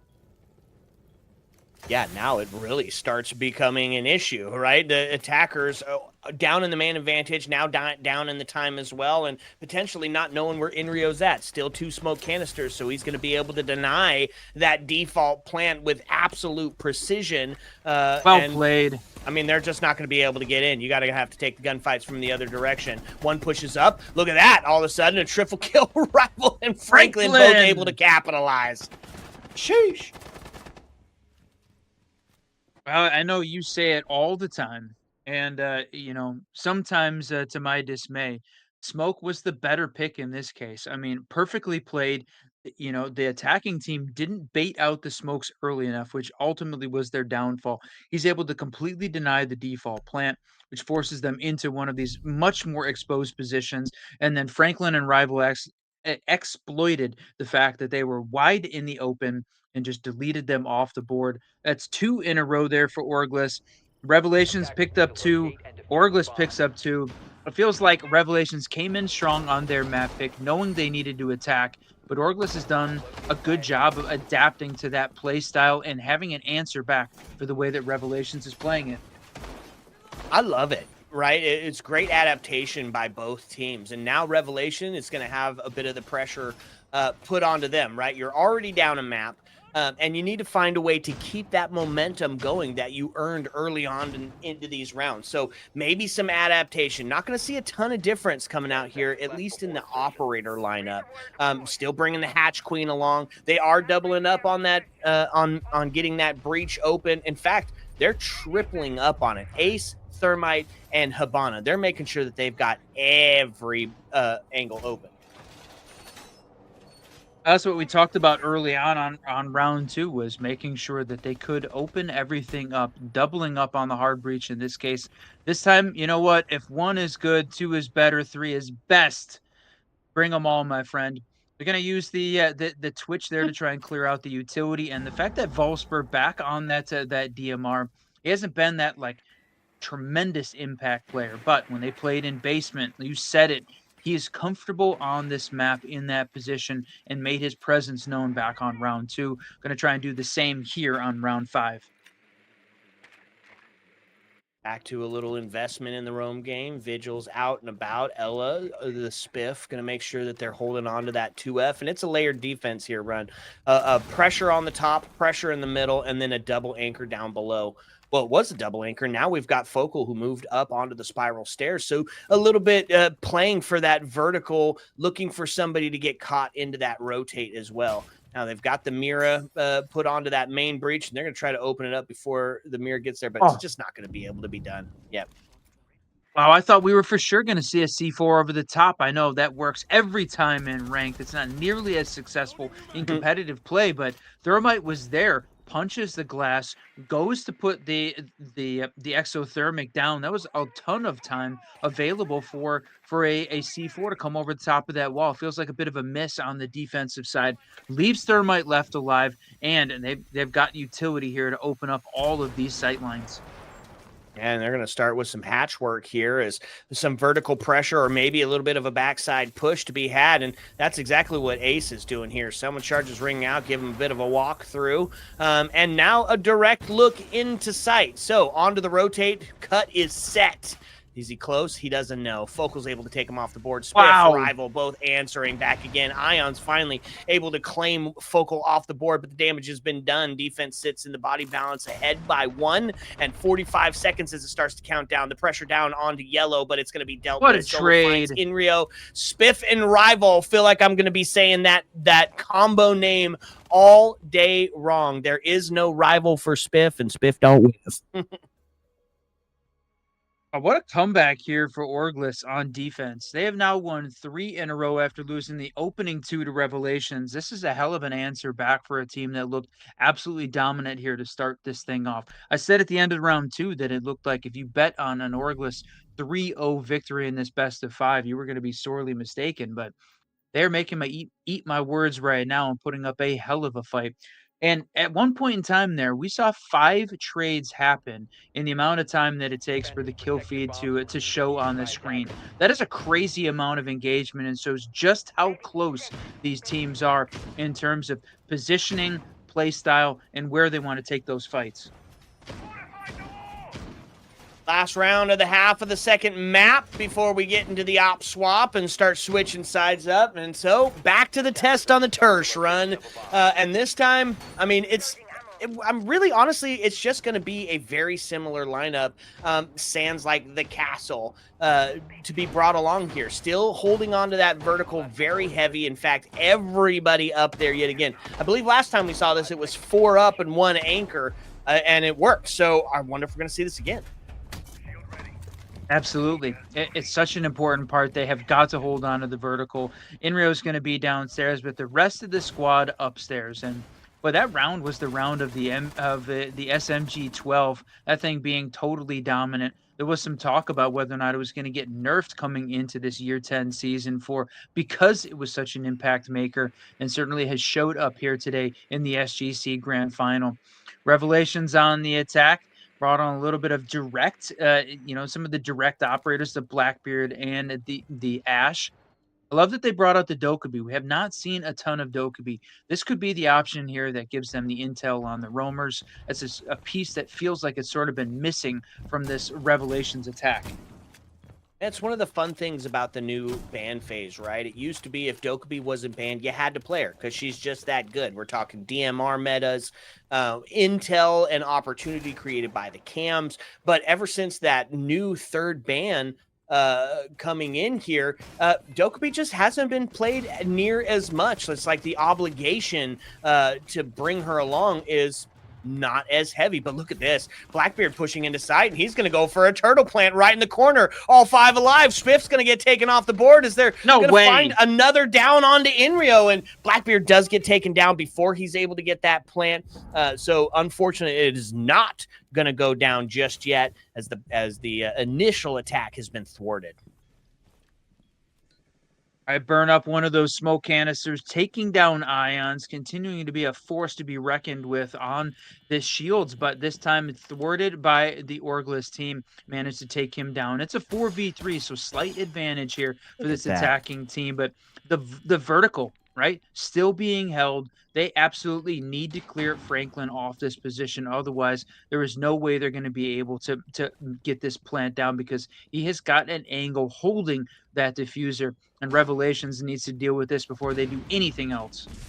Yeah, write that one down for the rank strats run. That was a nasty little angle. Now the pressure on red as the plant starts going down yet again. The fire rings out, but not going to be able to happen. Volsp were able to take one. Focal answers back onto Packer as the plant was denied again, but not going to be the case. Volsp takes Focal down, and they're going to win the Tersh.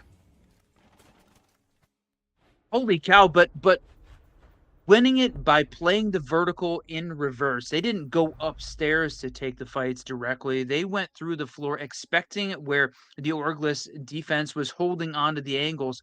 They knew, exploited that directly. That was a hell of a gameplay there from the Revelations team. That battle on the stairs got to be so close, but the fact that we're seeing these vertical kills being the difference maker is just game sense and aura there from the Revelation squad, and we see another 3-3 half. It's just kind of the where Siege sits at the moment, right?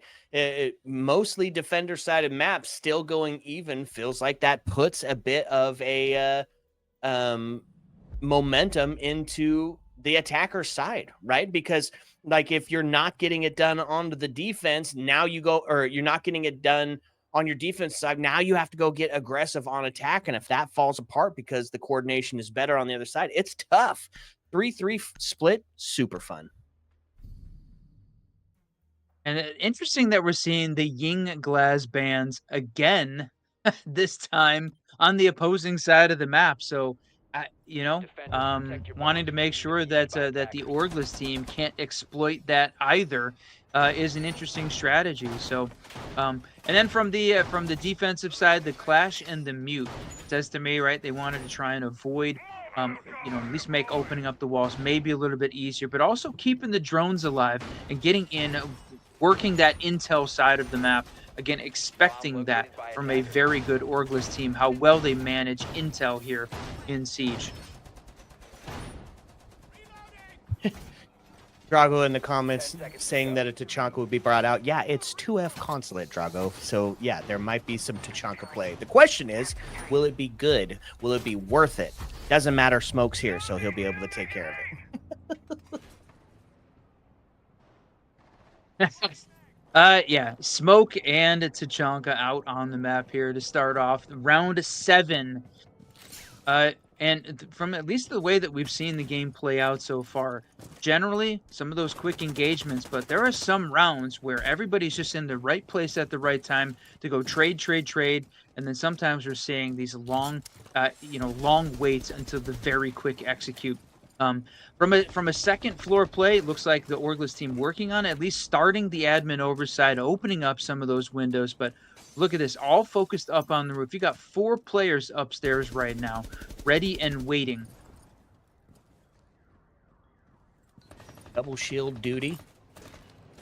They're going to try to get active early. Some gridlock tracks going down, but they're going to be dealt with fairly quickly. And what does that do? That gives some sound cues. You know somebody's still playing close. Now the Grim, who was banned out in the last round, going to start getting active, and that's going to be the Blitz pushing in just immediately. We're going to see Packer get taken off the board, and look at that. First kill, Tachanka down. Useless again, my friends. Now, Packer does go down as well, so it's just falling apart for the defense as we start to get a turtle strat going on. 3v2 as it sits. Packer potentially to get back up, but they're holding on to the angle. It's a bait, and it's a post-plant scenario now, and you still got the Monty on the board. Now into a 2-2, though, as Vill's able to take Inrio down.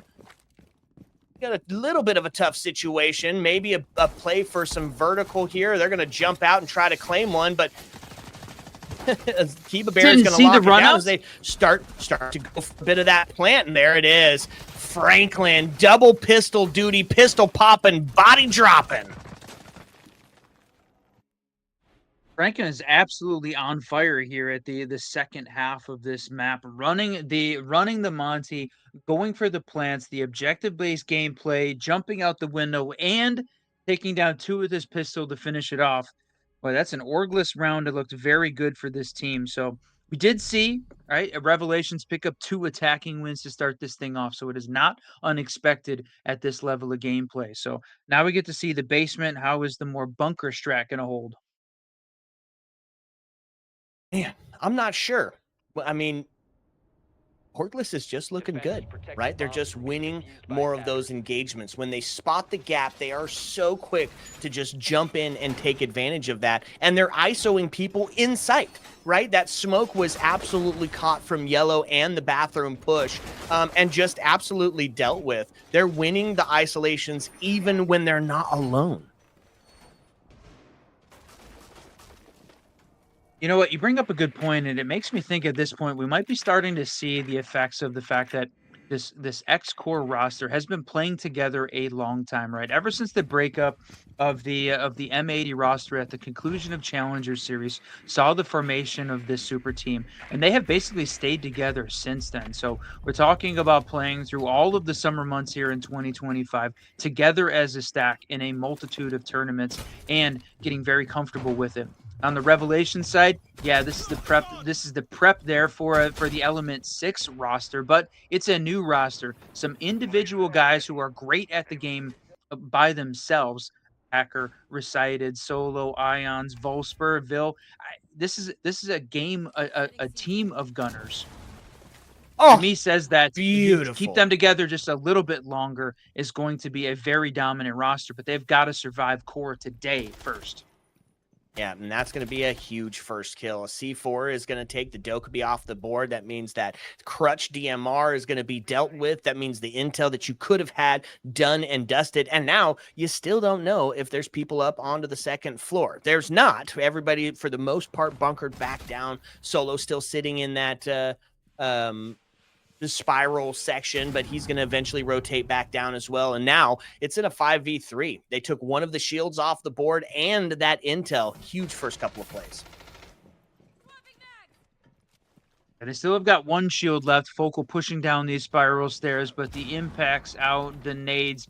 He's cleared out the barbed wire, so at least he can push down a little bit more freely. But with both the Valkyrie and the, let's see, who was it that was playing down there?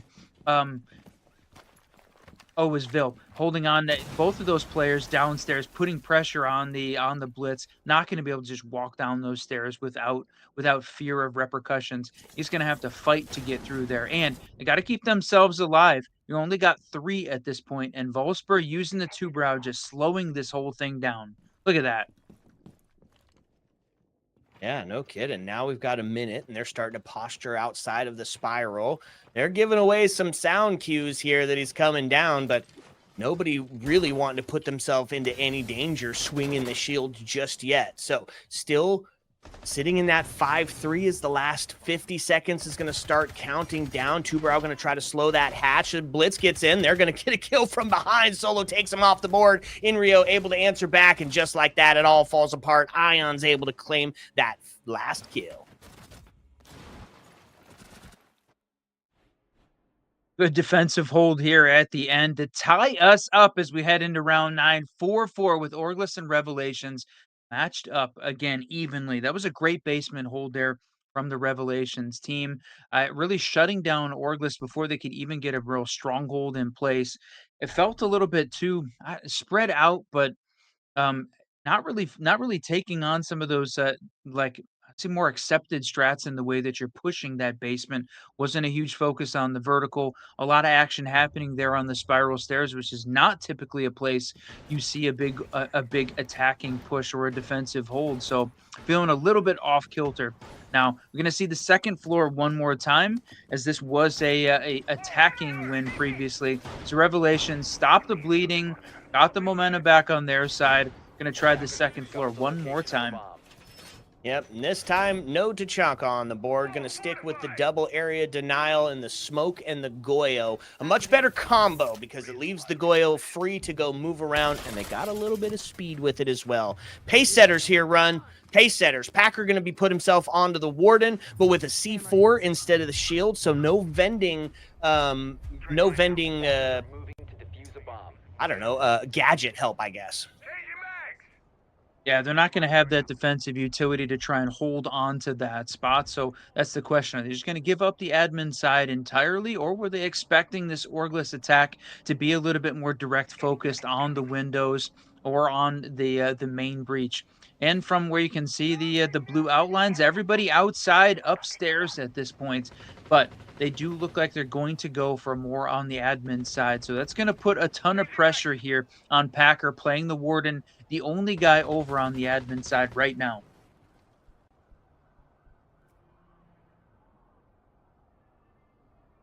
Okay, so starting to get the drones in as they're trying to suss out where exactly these defenders are. It's a presence on the admin window as they're trying to get a spot onto this Warden. They've got a cross set up both sides, but he's not moving an inch just yet. So I'm going to start opening up the main breach and put some pressure onto that admin wall as well. Force that Warden to get the heck on out of there if they're able to push him out. It will be part of the win con to get in here. And I think at this point we expect them to, right? We're sitting at a minute 40, plenty of time, and now all of the defense is backed off. So they're going to completely gain control of the admin side. That main hallway that splits the map in half upstairs, the vending hallway there, it's going to be the main point of contention. So right now you've only got Vil that's sort of holding on to that spot, waiting, watching whether or not we're going to see them push through the wall, or are they going to come over on the Visa Stairs side? That'll be the big question. But they're opening up the main breach as well to put a little bit of pressure on the I forget who was playing deep in that corner right up next to the breach. Oh, chat's being funny, Run. Siege double shot known for the caster curse. Volspur taking a little bit of damage as he's reduced below that half health scenario, but still alive and in a one-shot headshot game. Well, that can sure make the difference. Volspur yet again in danger as he gets dropped down to an even lower HP. But now Smoke's starting to put some gas towards that spiral as they're making their way in. Spiff's going to find one. In fact, it's just going to start falling apart. Finally, Solo able to take Vocal off the board. But Jesus, Run just like that. 3 up, 3 down. A grenade to end it. Spiff's going to take it from the long distance. And Jesus, that was quick. Yeah, that vending hallway just became a bloodbath as the Orgless attack moved over from the admin side. They gained plenty of space over there, and then just absolutely shut down this this defensive team as they were trying to just hold on, but completely falling apart. And I think part of that was the Revelations team pushing up a little bit too hard to take the fight to the attackers rather than baiting them in to try and work off of those power positions. So I think maybe a little bit of confidence from the Revelation side that the Orgless team exploited. But when you're talking about small mistakes between two very good teams here at the T2 level, it's those are the small mistakes are going to be the difference makers at this stage. Yeah, because every person at this gameplay level knows the same thing. They know the same holds, they know the same operators, they know the same takes, so it's when one isn't done quite up to standard where they can find themselves a potential to win it out. And you're 100% right, man. That is exactly what's going on. Neither team really doing anything terrible at all. I mean, this is back and forth banger siege. Just sometimes you spot the gap, and some players are just exceptionally well at that. Currently, frag leaders on the attack side of it, Focal and Rival being the two mainstays that are trying to spot those gaps and punish those mistakes.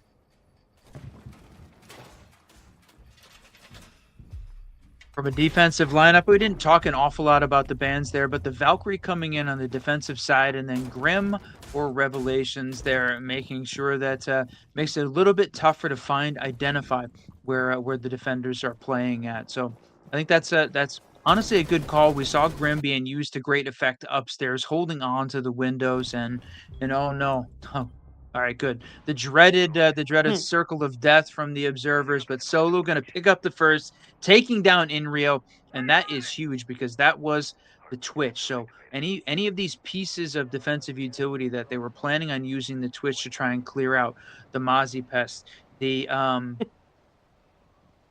Cade Claws, right? Those are going to stay in place unless they can get explosives or guns onto it directly. A little bit of a troll from Prod there as we're making sure that we really see that nobody's coming towards that main entrance area or towards that Visa area. Paul's trying to collect some info here as he's got that heartbeat sensor out, but nobody giving it away just yet. To see this first minute tick by and really just kind of trying to make sure that they get some drones in and suss out where these defenders at. A couple of times we saw Deimos brought along. They didn't quite have all of the pings, so missing intel could be a problem here unless they take their time and get it done right. Oh, the C4 comes out. I was going to say, yeah, we were sort of moving slowly. It feels unusual that you see either of these teams really stalling out in the middle of the rounds. It's something we talk about a little bit more again at the lower levels of Siege. Everything is set up, but this time it felt like it was a little bit of a stall game there as Orgless trying to figure out what do they do. Now they're really in a tough position, and at 5v3, still a minute 10 left on the board, and they still got plenty of utility. One more of the Lion Scans left, one more of the the Ace charges, and a couple of these Breach charges. So they've got options to make sure they open up the sight lines. But Revelations has got players upstairs on the 2F and a stronghold on the first floor. Yeah, no kidding. That is going to be a start to get the answer back, but it just is falling apart, Run. And it's crazy because it's the Tersh, right? This should be ideally one of the better places for the attackers to get into it. They're going to find themselves Losing the round, however. Losing the attack on the Tersh.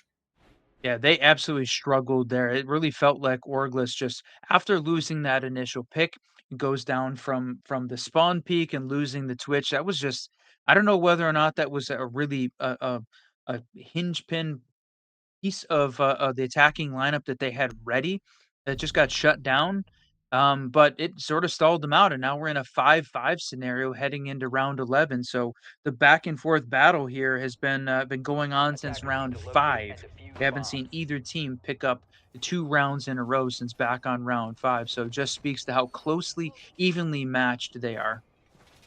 And so it feels like you're saying that the first team to string together 2 wins is potentially gonna to bring it out here.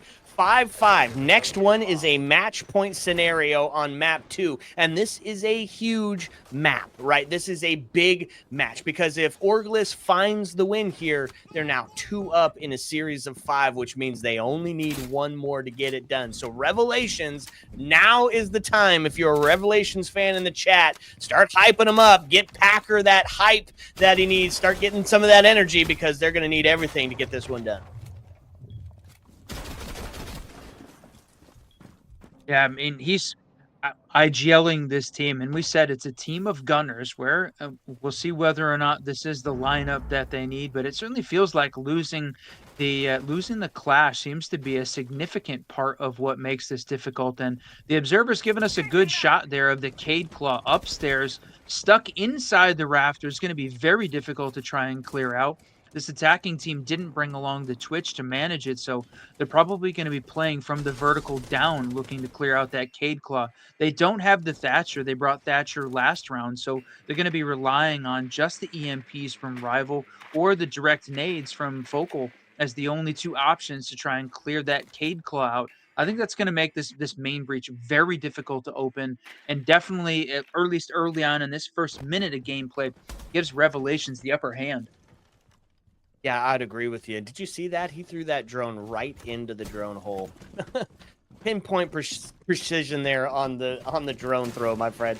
They've got a little bit of intel on the Mozzie, who's rocking the P10. Only 16 bullets, but an absolute laser if you get active with it. Focal now back onto that spearhead shield play as he starts to take up some of this space, and they're going to be looking for this Mozzie. That's who they want to put the pressure on right away. Find that isolation, and then they can start to focus on Vil, who is rocking the Vigil and not the Boss G. A potential for a good multi-kill here.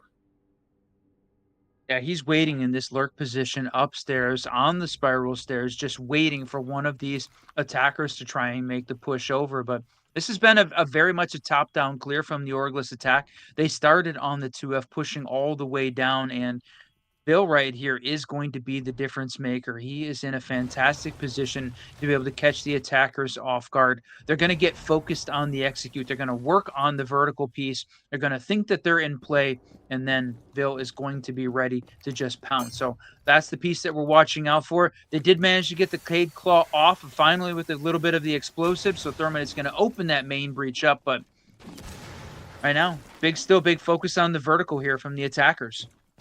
Vigil made his way down into the service stair area, so a potential to be that impact player. Tuberow still going to try to hold on to the vertical here as he's got that canister in hand, making sure that you're going to slow down at least. Flashes start to ring out as they're taking shots towards Pillar, but not going to find anything just yet. Blackbeard gets in. He's going to get and try to turtle play here. And with a 5-4, I think, yeah, he's going to be able to pull this off. No C4 to be able to deny him. And now Tuberow in some danger. He gets taken down. Spiff, Rival, Inreal, Franklin. In a matter of moments, they just drop everybody. And now it's a match point scenario. Wow, what a turnaround there for the Orglis team, thinking that, right, for me, it looked like the Revelations team had the upper hand. We got a minute left in this round. They've got the upper hand, and then Orglis comes back and dominates. They completely took control of the front of this, and then the plant going down with the turtle plant on the Blackbeard. No vertical coverage there from the defense, able to try and deny that plant. You said don't have the C4, didn't have any of the vertical in play, and then this Orglis team collapsed on Revelations, executing them 4 in a row. to close out the round and put themselves on match point for map 2 to go up 2-0 in the SGC Proving Grounds Grand Final. Man, what a round, right? And just respect the courage it takes to push in with 5 and 4 still alive on both sides, and just say you're going for the plant. You know, we're just gonna full send it. Nobody's here to deny me. C4s have already been spent. Yeah, go ahead and send it. They find themselves a win. They find themselves a match point, and now Revelations yet again find themselves on a bit of the back foot here. So they're gonna need to pull something special off.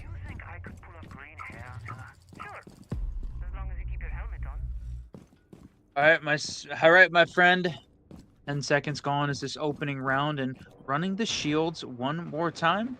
No, this time they're going to avoid the shields entirely. So a little bit of a change up in the way that this Orgless team is playing it. So again, focusing on the vertical, they brought along the Ram and at least enough hard breach here to open it up.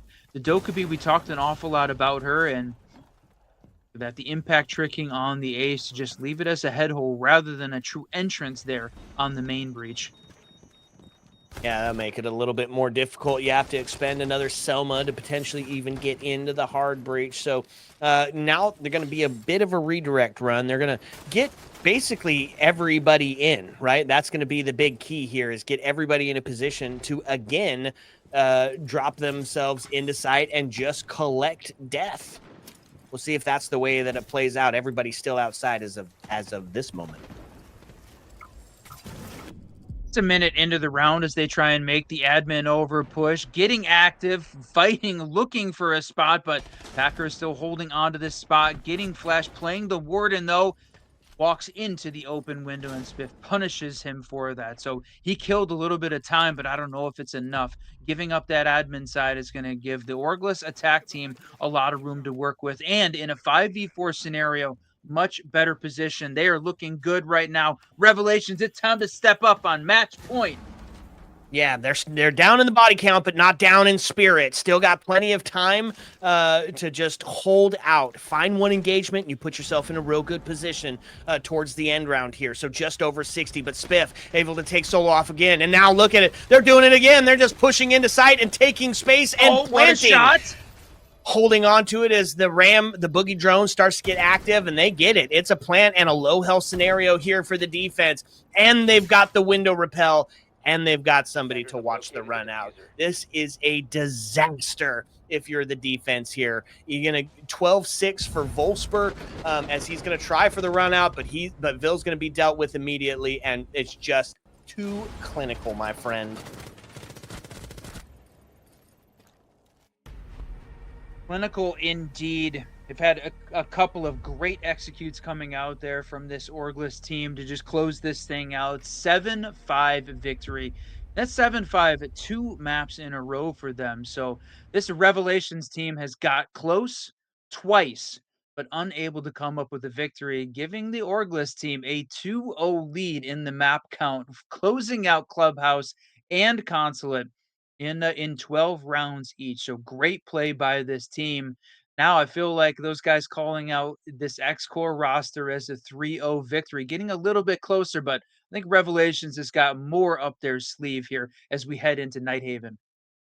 Yeah, and I think that's going to be a big factor, Run. It's Nighthaven. This is something we've seen teams at this tier level be exceedingly good at. So a potential for another back and forth, a potential for that overtime. We're still hoping to see our first bit of infinite overtime, but this is it. Do or die. You either win it out here or you're taking that proverbial bus ride home, my friend.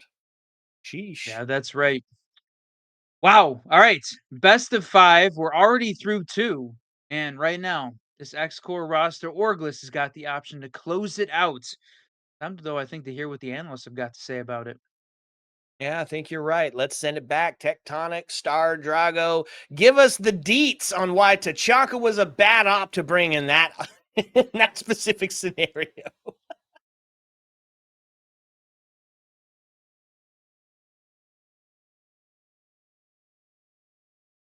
So I did the math really quickly. We're at 85 kills. So I think there's a couple people close to me, but I got 83, so I'll take the victory. I'm joking, of course, but right now, we looked at probably Vile and Solo just trading back from carrying through through Revelations, and it was kind of nuts, including a double at the end for Vile, while Spliff took a triple, and it just went hard. That match was impressive. Consulate is a place that I liked because it's a box, but also a place because it goes hard, it goes nuts. So, Tech, do you want to say anything before we bring our host in here? I just want to pick up on the fact of Wolfsburg's 12-7. That, to me, that is unreal. He was playing a great game there. Always in the correct position. But go ahead. Let's bring the host in. Okay. Hello, Nash. So I have some good news. I have some bad news. I'm going to start with the bad news. Unfortunately, Star Drago, you're out of the question, my friend. Anybody around 85 kills is out of the question. However, the good news is we do have giveaway winners, and those winners are, in fact, we have Yamiz and Rifat. If you two both want to just join in the SGC Discord and create a ticket, get involved with some of the admins in there, and they'll sort you out. That's pretty much all for that. We do, however, have giveaway 2 coming up. Are we all excited for that? I don't know what it's about, but yes. Well, this time around, there's going to be 5 winners. Okay. So 5 winners for a $5 wallet code. So get yourself prepared, because it's going to be a fun one. This time around, every single person involved is going to be typing the words giveaway 2, no spaces, just giveaway 2, space, and then your 2 top fraggers. So the top fragger from each team. So you can only guess 1 player per team. You have to be following. There is only 1 entry per person, and if there's too many winners, we will be considering the first 5 entries. So just be aware, that's how it's going to function, and that's pretty much all I have to say about the giveaway. Yeah, if you get 1 right, if there's not enough people, you get 1 right, you still win. But it's going to be the first 5 to get the actual 2 winners. Okay, so Naj, I'm going to say goodbye to you because I don't want you to hear my Okay. stats. I don't want you to hear the tricks. This is between me and chat, so bye-bye. We'll see you in a second. Okay. So, Tecton, you give me some color stuff to go on. I'm going to get prepared with the stats and numbers because I need to make my choice, my giveaway choice. I just want to honestly point out the amount of 2Ks and 3Ks that happened with that game. If it wasn't refrags, it was just someone walking in and killing. It was as simple as that. There was way too many to point out one which stood out. But I will point out a little play which had me on the edge of my seat a little bit, which scared me a little bit, of the Franklin Monty Repel.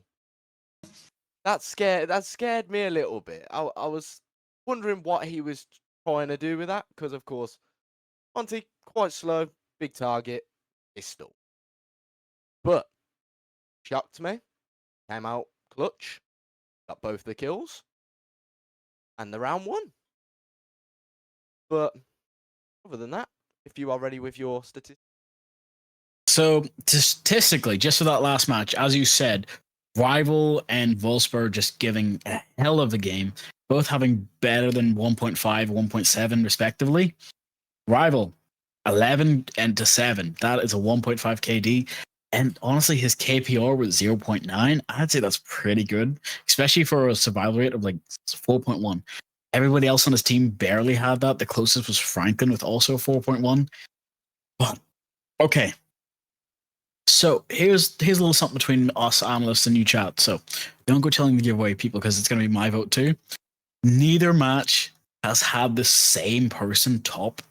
So first map, it was Einor who was top of the scoreboard. But then you also had Vile on that one. This match, Consulate, we had Rival and then we had Vespa this time. And it's like, okay, even if you count Focal taking 13 in the first match as well, that also just kind of leaves it as we've all got a chance here, but we're also all in a dangerous situation because it's who steps up. You have tier 1 players like Packer and Spiff who just need to show their reign as quickly as can.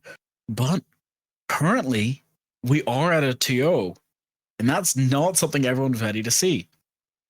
So, I'm going to ask you quickly, who are you expecting? What are you expecting? Oh, that's a great question. To be honest, I'm gonna stick with for who do I want? That's a great question actually, because it can go like anyone's game. It can be anyone's game.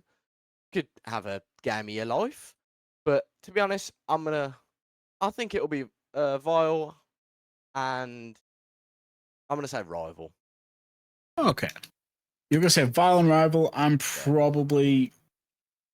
going to say mine because I'm going to let the chat see my one because it's going to be too good. It's going to be too much information. But anyway, everyone, the match is about to begin soon in 2 minutes. So you've got a couple minutes for a water break and things like that before we send you to the casters. I'm just going to go over the direct statistics now and tell you that we had 3 Ks for days. We had 2 C4 kills. We had a 3K that included a C4 kill in round 10. You have to be prepared with this. Rev and Orgless they're just fighting it out as much as they can.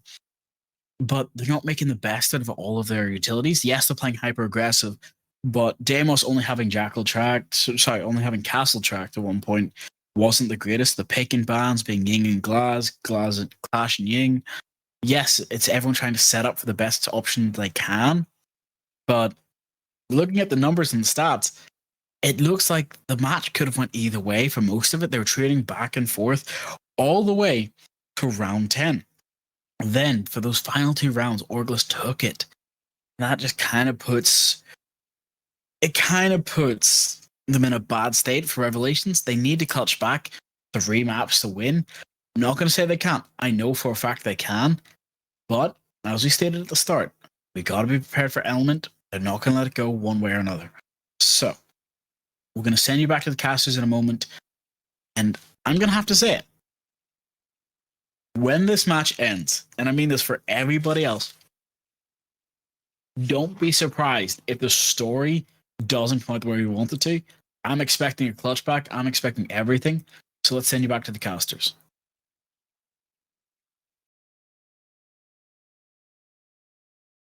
Oh, there we go. Casters are taking these now. See you in a sec.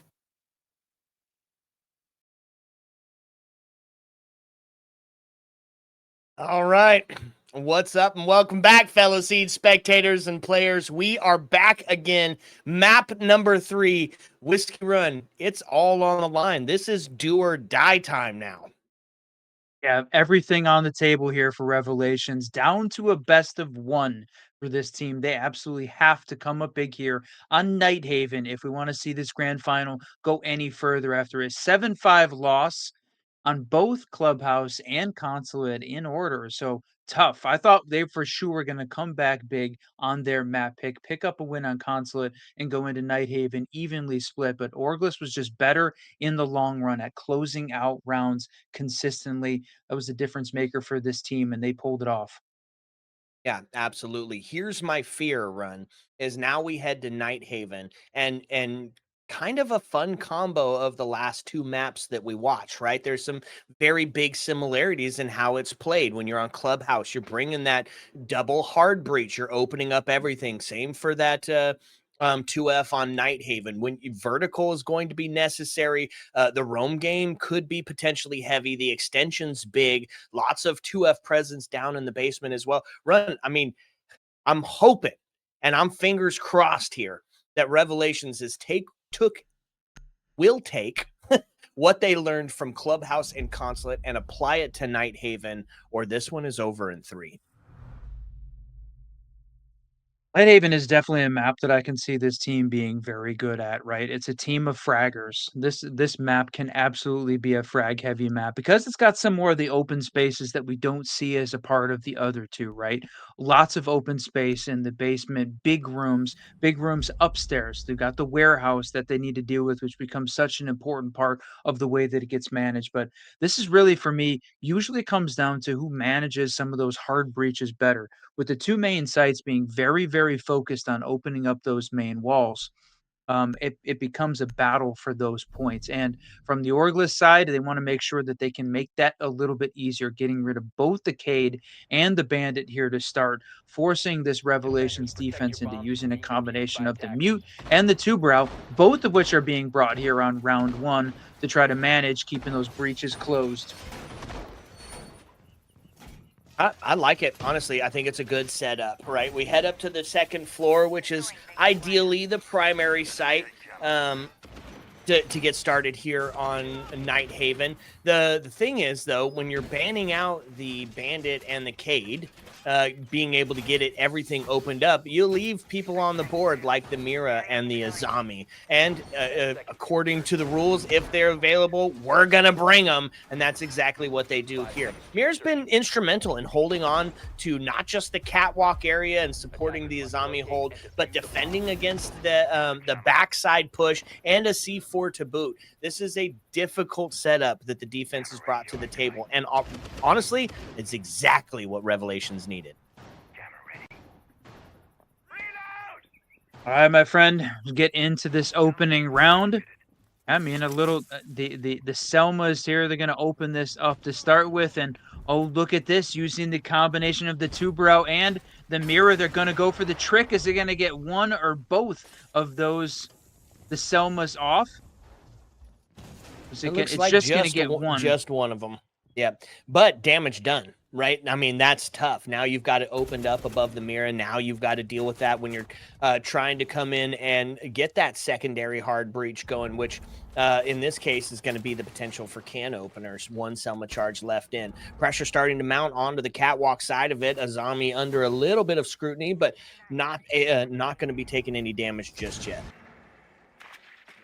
I like this combo of the shotgun, the hold above the river stairs there, and then the Azami playing hard on the warehouse side. This is a great defensive setup. One of the reasons that Nighthaven for sure leans defensive sided, but the way that the attacker's running it right now, they've got a little bit of control over on that connector side, and you see opening up all of these doors right now. They're going to be pushing the warehouse here. They need to put some pressure on Azami from down below to try and force her back at least into sight, so that way they can hold on to maybe the triple. So used up all those Selmas getting that wall open. So main breach, at least that objective secured. Yep, not a bad way to start us out. C4 is primed, prepped, and ready. You're going to see a shotgun from Packer ring out. Swift goes down, and now starting to open on to that Mira, but I thought maybe that C4 got shot out of the air, but wow, look at this. Solo with good aim picks up a double. Yeah, now into a 4v2. Attackers on a bit of the back foot here, trying to push in towards this electrical area. Going to take a shot towards that main breach. Azami just kind of hold up, being that unstoppable force here in the background. It's a tough situation if you're attacking on Orgless, but let's be real. We're not expecting a 3-3 half here. We're not expecting a 4-2 attacker-sided half either. This should, by all rights, go to Revelations in the defense. Damn, Packers picked up a double. There was an awful lot of chat in between maps here that he was the guy. They wanted to see more people have him step up, lead this team, pick up more frags rather than just being that leader. He's going to pick up 2. It goes down, though, with Inrio in the final seconds of the round. Okay, well, if we said they had to start out with a bang, well, that's a good way to do it, my friend. They're going to take that first round on the defense and now going to take it down to the basement or down to XO, excuse me, and try to put that same sort of pressure on. I'm hoping we see a little bit of movement, though, this time out of the defense, right? I'm hoping that maybe it's not bunker strat, but it's going to be a little bit of vertical play to be had. Doubled up on the area denial and bringing along the Clash Ions, bringing that back out, means that we could potentially see a little bit of a roam game go. Bombs from being defused by attackers. 100%. I think we're going to see more roam game than not in this case. They played it very similar on Consulate on their map pick, where you'd have 4 of those defensive operators upstairs. That's my guess here. They're going to go as well. Right combination of the mirror windows downstairs, all the Goyle canisters in place. This is very much mostly passive utility other than Packer on that smoke and then the Clash running around. So they can set it and forget it, run upstairs now. The big piece for me is where we're going to see this attacking lineup end up, right? This is a combination where this time Glaz did not get banned out. Neither did Mav. 2 of the ops that we do see banned out fairly regularly on Nighthaven, meaning they do have the option to, use the Mav to open up some of those holes, give Glaz some of those sight lines, but they're going to stray away from it, very much looking like they're playing this vertical lineup with Spiff running the ramp. Necessary, right? Claim that vertical space. Oh man, almost absolutely destroyed. Vil sneaks out of there with half of his health as the shots through the window just about decimated him. A little bit of a slowdown here for this first 30 seconds outside of that initial engagement. Is we're going to get some drones in. We're going to take a look. We're going to make sure that 2F is completely cleared out before going into the first. And it is. So not going to require any bodies for that one. All right, we're nearly a minute into this first round. No deaths happening yet. Everybody left alive. But seeing Franklin playing this shield, trying to find some sight lines. Is anyone upstairs? And right now, no one from this Revelations defense holding on to the second floor. There were 4 players on the first floor up until the last 5 seconds. Now they've rotated back down, leaving just Ions and Volsper holding on to those first floor sites over on the vending side. So very much focused, watching for that Exo side plant that they want to avoid. And it's crazy that we're almost halfway through the round and everybody is still alive. A stark contrast from what we saw in the beginning parts of these matches. So really, they're dialing in, Run. They're locking it down. They're making sure that every kill is a guaranteed. Take no risks, take no unnecessary risks, and try to just hold out. Fortunately for Revelations, that's going to play out in their favor. Yeah, certainly on basement where it becomes difficult. Even after they clear the upstairs, that still means you have to get downstairs and actually get the plant down at one point. So the C4 goes out, doesn't hit in this final minute as it winds down. And I love that Valkyrie reload. Yeah, it's so good. It's so good. All right, final minute starting to count down. Now putting some pressure on the verticality here. Orglis stalled out just a bit, but they have checked all of the boxes. Now, no way! No way! Spiff finds the Achilles heel of Clash and takes them down. Man advantage into the hands of the attack, but is it too little too late? You still got this hold with the mirrors to deal with. You've still got nobody down able to put that diffuser in play just yet. Now, Blackbeard does pick it up, going to get himself pushed in onto the pillar. A C4 goes out, and they're not going to claim one, but Inrio's going to take Vil down, and that's going to be the plant starting to go down again. Really just protect the President based here, and it's working out wonderfully. Rival good for 2, and now it's just going to be Volsper who's got to do a retake from the vertical. Finds one with the Vector. Now it's going to start dropping down to put some pressure onto this attacking team, but there's no time. Rival's going to find him, and that's going to be a good night's sleep tight.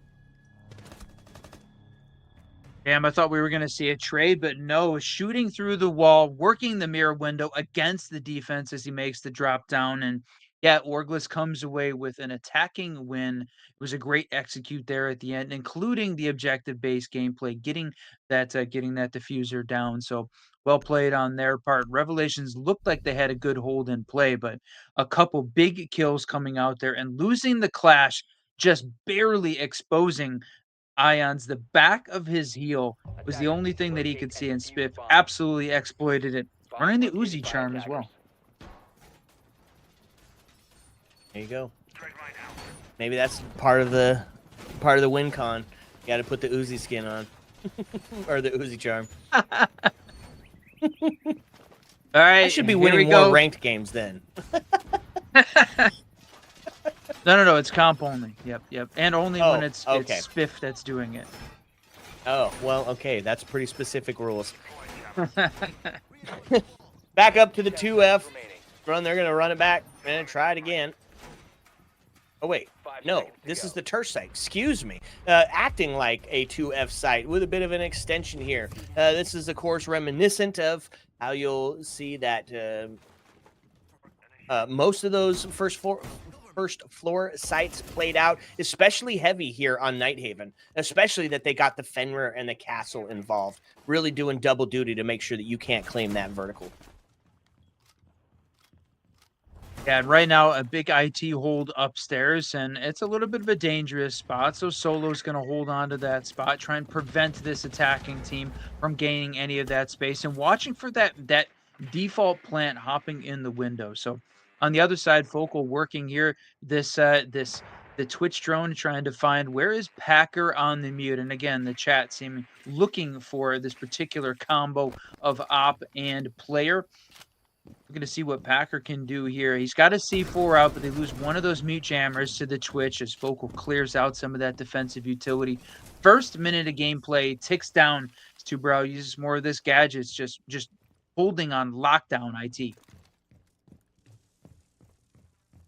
Again, kind of a slower start here. Now, of course, Monty is made his way up. He's taken some of that vertical space, but geez, not for very much longer. C4 is going to take Franklin out of the game, and that's a nasty one and a quick man advantage. So we kind of saw it in the Voltage League today when we watched Nighthaven. It was Monty every round up the catwalk. This time, unsuccessful. So body balance going to tip into the hands of the defense. Ions, one of the normal shield players on the Revelation side, and for his collegiate team as well, a demon on the shields, exploiting that vulnerability, playing upstairs. And look at this default plant going down. Even though Solo was upstairs holding onto that spot on IT, he had to back out too far and enabled this attacking team to get the default plant down. But it is falling apart. No, never mind. Falling apart for the defense as Rival comes up huge. Okay. Not gonna lie to you. That is not the way that I expected that one to go based on how the round started, my friend. But attack, they're just gonna push in and take space. I mean, I don't know how it's to even call that. They're just winning the gunfights. It is a tertiary site, and Orglis was definitely playing that one just a little bit better. The key to that was once they got Solo out of that position upstairs in IT, unable to hold on to that space anymore, they were able to get the jump in, and a lot of action happening on the other sides of the map, all sort of a distraction around getting that plant down, which Orglis has done very successfully at this point. A lot of objective-based gameplay for this team, not just in this grand final, but in many of the rounds that we've seen and casted them. So at this point, yeah, what do they need to start doing to try to change this strategy up a bit? Well, I gotta say, the way that it's gone so far, we need to see Revelations really step up this defense. If you're talking about a defensive-sided map, Orglis has picked up 2 already. That was in the basement and on that tertiary site on the first floor. So Revelations really cannot afford to give any more rounds away at this point. Yeah, no kidding. Much like a ton of the other maps run is that if you're losing the side swap battle, attacker sided, it just is going to make your job more difficult due to the inherent nature that maps are defensive sided, right? So you have to be putting more action in. You can't just rely on 1 or 2 to get the job done, or it's going to be over in 3 for sure. So big round here coming up for Revelations defense. How are they going to shut down Orglis in this 2F hold?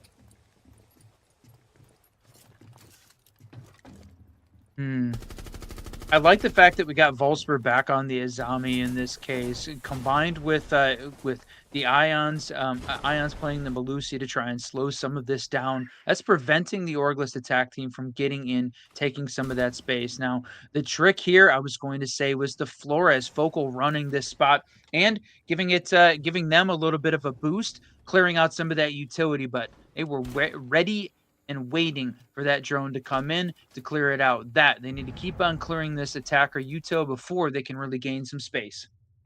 And that deployable that's sitting right there with the ADSs, that's where we watched Shift take that quad piece with the shotgun play. Now, not going to be the case this time, at least not with the shield, because they're going to take it right off the board. Flashes are going to go out again, putting more pressure onto it, an air jab to make sure that they're going to get stuck into the corner, and he's going to get downed and done. Good for two! Good for two on the side of it as well. Rival and Spiff getting taken down by a C4. That's going to be the number equalizer here. And just was about to say a devastation for the defense, but that C4 brought him right back into contention. And then Solo's going to go up and take Inrio off the board as he's now on to the triple kill. Does get taken down as Focal going to start going for the plant. Focal gets... Unfortunately, he gets taken down as well, and now puts us into an old-fashioned 1v1. They got a small idea about where they're at. Shots come through. Franklin, the GOAT, just going to wipe Volspur off the board. Damn. I'm going to say, what a roller coaster ride here that round 4 was. Just back and forth battle, individual in that round, seeing Orgless take a huge pick off the rival. The rival play, and then answered back with a double C4 from Solo to keep Revelations in that round, but they were unprepared for Franklin there. A great plant bait back behind Pillar to just draw that defense in, and then he dispatched all of them to win the round. Man, Orgless 3 in a row at this point after Revelations picks up round 1. They are on an absolute tear right now, completely shutting down this Revelations defense. This one was the Orgless map pick, as we saw. They picked Club. Consulate was the Revelations map pick, so we knew that coming into Nighthaven, this was going to map that they wanted to dominate on. So all the pressure on this Revelations squad, my friend. Okay, you said it. You said it. Big round coming up here. If you're going to be losing the side swap, you at least need to hit the reverse quota, right? Revelations needs a win here. What do they do to do it as well? Packer puts himself onto the Vigil. We're going to see the Goyo and Castle combo start to work here. And look at that. They left the hatch soft, so a plan B to get back down there in case it all starts to fall apart. Again, just baiting the Orgless team into it and maybe try and take advantage of it. But the big piece I think we're missing right now, Ions. He went crazy on that map 1, is struggling to get anything going here on map 3 right now when his team needs him. So Packers picked up 2, and amazingly, that 3 of the members on this team sitting at 2 or below kills. Solo's double really the big piece, and followed it up with a kill. It was a triple last round. So they need to get more active right now. Reloading, cover me. Okay. Slow down here in the first minute. Franklin searching for some of that intel, hoping for a bit of a cross play. Nobody gonna give it to him just yet. Vertical being huge. Look what at a this hold. angle run. No kidding. Will it pay dividends? That's the big question. Ions needs it to. Oh, he backs off the engagement there. Oh, no. Okay. I was going to say, man, he looked like he was not going to hold that angle. But if he's in a space of relative safety, yeah, continue to hold that. Right now, Orgless is working on getting themselves set up. You can see the nades coming out. And they brought along a bunch of nades in this case, 4 plus 4 flashes. So they had tons of space, tons of opportunity there. Try and get down, and that is this defense gaining space in the basement already. Now the pressure is on. It's a minute 10 left. I don't think it's going to take that long. Yeah, no kidding. This is going to be a 3-2-1 go scenario, and as the Dokkaebi calls out, they're going to start making their move towards that vertical, but have they sussed out the castle here? Yeah, I think they have. Spiff takes one, Rival takes another. Now into a 5-3. Flash is going to ring out. Spiff good for 2 as they're now starting to drop into sight, put that pressure on. It just falls apart. Spiff and Rival have just been that combo move that has not just taken kills and taken lives, but it's enabled the rest of the team to go crazy as well. All of a sudden, when you're in a 5v3, because Spiff and Rival both got their kill for the round, then you can just play. You can hold, you can send a couple of extra people. Either way, this combo of Spiff Rival has just been insane for enabling the whole team to be successful.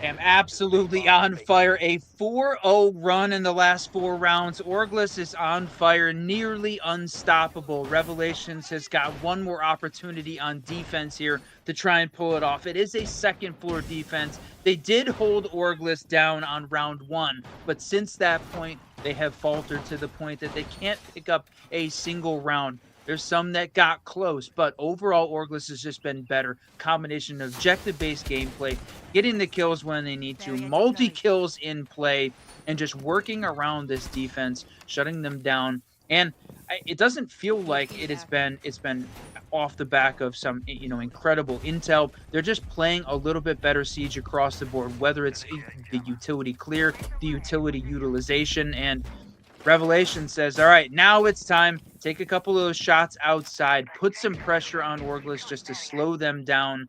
Give yourselves just a boost of confidence. But he comes up short, just hoping for a little bit of the mental game there with that one. Yeah, mental chalking for sure, especially because this is a best of 5. This isn't a sprint to the end. It's a marathon. And these folks, they've been rehearsing all day, right? They've been dry running. They've been going over their strats and going into this one knowing that they can win it all the way until you find yourself down by 2 maps. Mental can for sure start to get chalked at that point. All right, speaking of the slowdown, we got Solo playing that Tubarão again, trying to block that main wall, but you heard that thermite charge go off. It's going to get opened for sure. That first minute is down. The sight line's opened. Now this time they're going to try and open up some of these extra pieces into the connector side of the map. Yep, there it is, IT, wide open. So with a minute of gameplay done, that is an awful lot of shotgun shells used to open that one wall, my friend. Looks like me trying to make a rotate, my friend. Oh, man. Packer going to take a little bit of damage. He gets reduced to half on his bit of a peak scenario there. Going for some double shotty duty with Vil and Packer. Trying to make sure that they get some close quarter combat action in place. Look at this. Just kind of in a stall, right? Packer holding on to that Jinxie C4 area. It could be rewarded huge here if he's able to claim one. There it is. Just short, though. Not able to find it. Oh, that was close.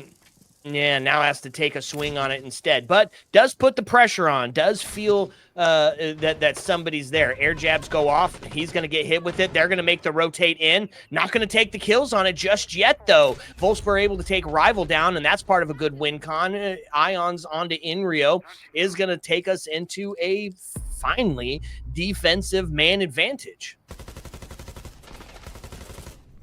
Oh, Spiff is on fire right now. Jeez. Spiff don't whiff.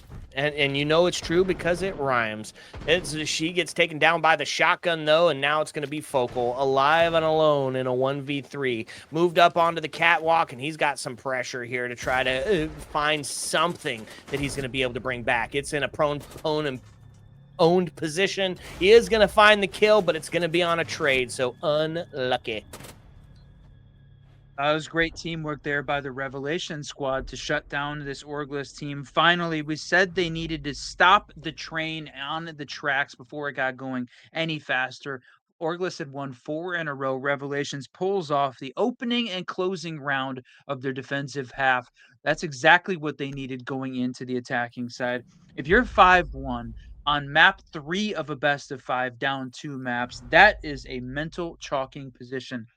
Now, the only advantage, or not the only advantage, but one of the advantages that Revelations has got coming into this, got the pros on their side. Packer has been there, done that, took that CL4L team all the way to Montreal. Would love to see him continue what is a great T2 run. It's Challenger League for life, if you're unfamiliar with that team. That was a great run for that squad. Yeah, absolutely. Generational, historical, had the same sort of hype as that wonderful M80X run that we got to watch in the Challenger Series as well. Just, it was a good time to be alive for Siege. Okay, here we go, Run. It's time for the op swap. We're switching gears. Going to see what Revelations brings to the attack table. Now, we've talked about this quite a few times. To the untrained eye, Nighthaven is a defensive stronghold, right? Just plenty of places to hold, plenty of places to bunker down. Gives yourself the variety to get an extensive roam game on. But when a attack team is well coordinated, when their shots are hitting 100%, Nighthaven can become attacker-sided because it's literally taking just a minimal amount of space to where you can get in and put a plant down, right? There, if you can get in on the pillar with a hold set up on IT or connector, then you're going to be putting yourself in a good place for a post-plant scenario. And we see lots of 1v, 2vx scenarios play out in that way. So Revelations, they've got a great attack team. I'm hoping to see this one start to come back here.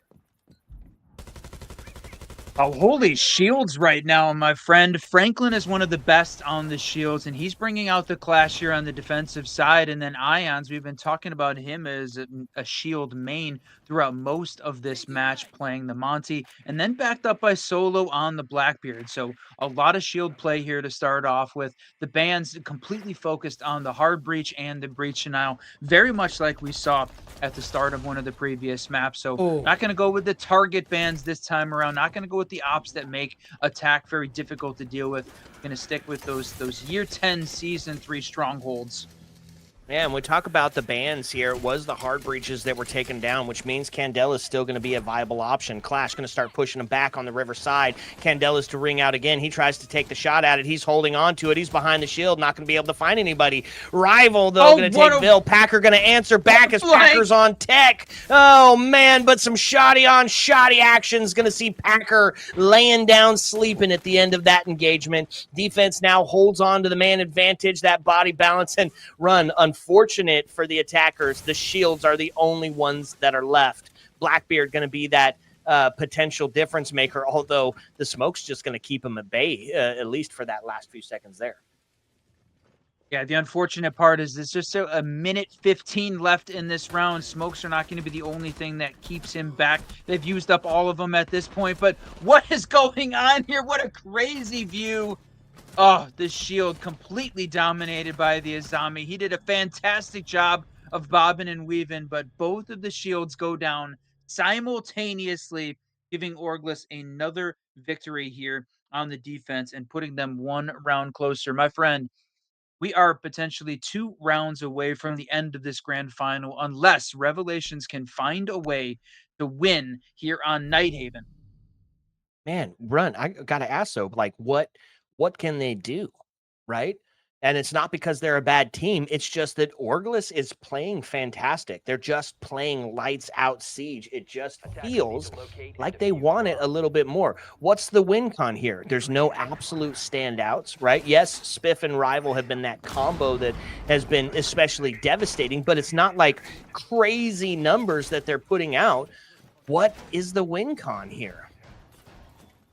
Oh, they're not relying on the individual heroics. That's the great thing about both of these teams, right?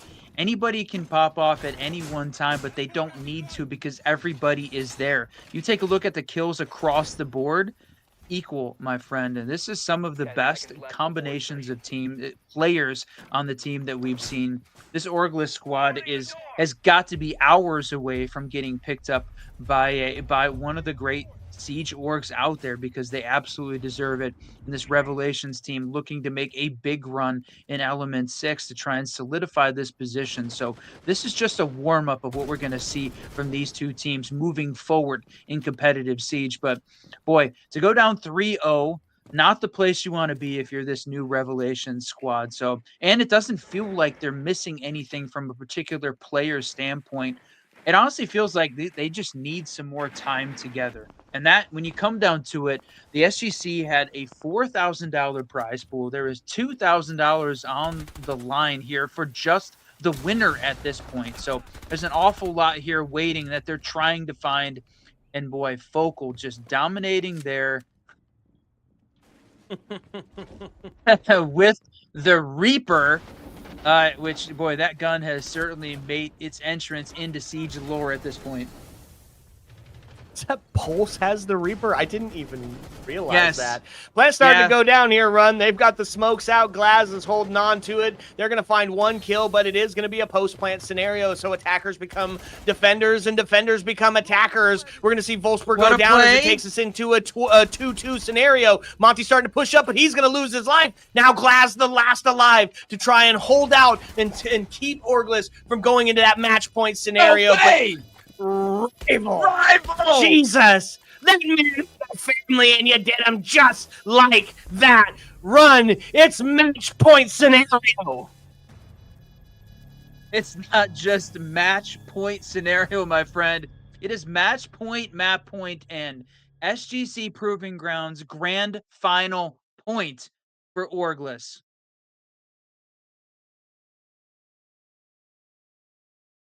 Sheesh.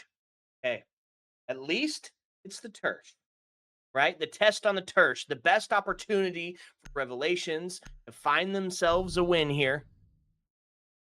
They got some real big util to get through. Feels like we're starting to see the script be written here, Run.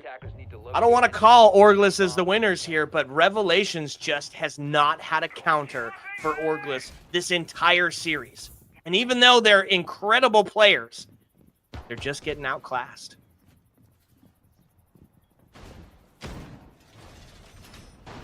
Right now, that's what it feels like.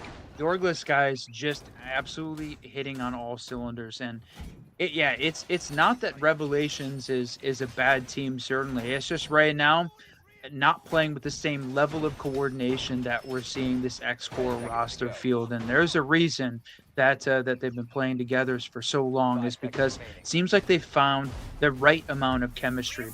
This the guys on this team, we've had a chance to cast them for a long time, whether it was on Aerial Arise, whether it was on M80X, or even going back to Loyalty is Scarce from I think that was the Element 4 days. A combination of teams. So the fact that we're getting to see them play in so many different places, this feels like one of the better rosters they've managed to put together. And the thing about this round, this game feels like they're starting to have some fun with it. And I hope that means that Revelations can turn that into some energy to win another round or two and keep this thing going. That's the hope and the dream. I don't know if we're going to quite get to see it there. They're going to double back up onto the shield duty here as we're seeing the Monty and the Blackbeard. But hey, fun operator. Nook on... No way. Well, that's tough. 2 shields go down means the Monty's going to be the only spearhead left. Hoping to see Nook come up that first floor and put some pressure on to claim one, but not going to be the case just yet. Volsper, he's going to be dealt with. As Spiff's able to find it. Spiff good for 2. Now into a 4v1. The Nook, Vil, the last alive. The last attempt to get it done, but it's not going to be the case. Orglis is going to take it. They're going to do it dramatically, and they're going to do it a best of 5 in 3.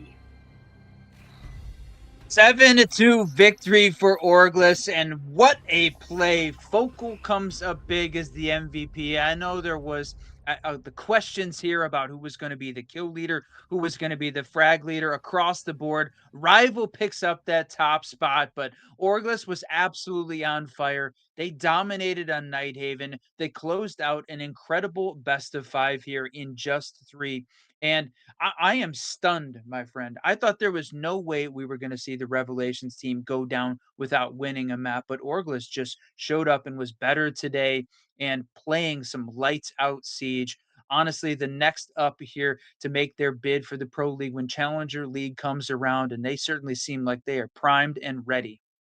That's right. I mean, they've just been a focal point, excuse the pun, in all of the T3, T2 tournaments currently. So next run into that E6, we're looking to see big things from both of these teams. But Orglis, man, they're just looking lights out right now.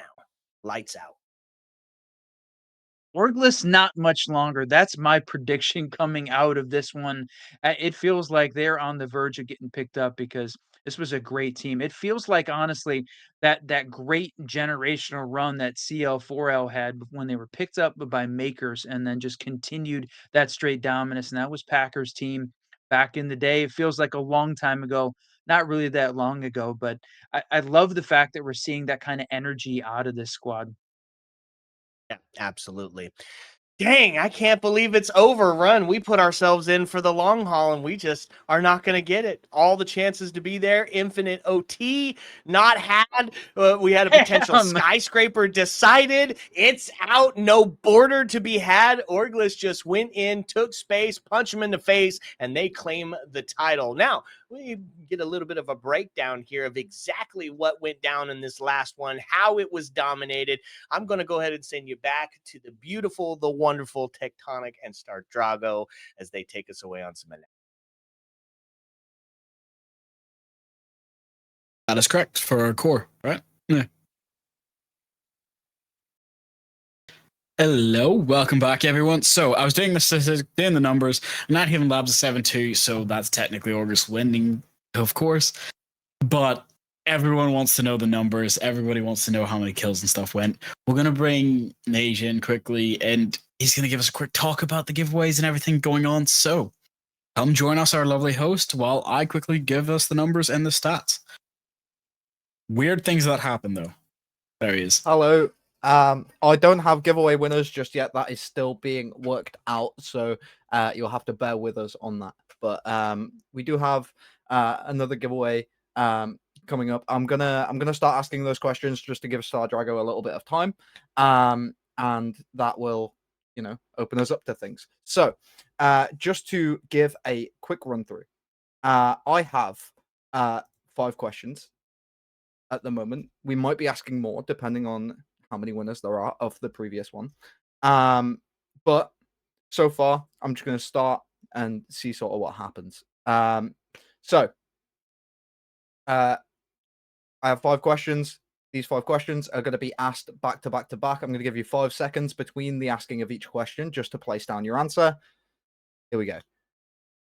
When was the first 4K? Which round? Which map?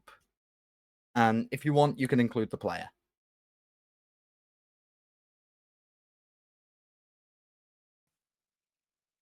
Question 2. Who got the C4 opening pick on round 8 of Consulate?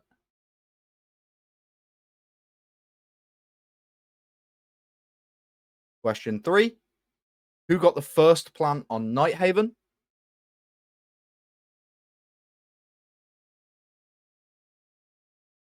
Question 4. Who got a 3K and planted in the same round?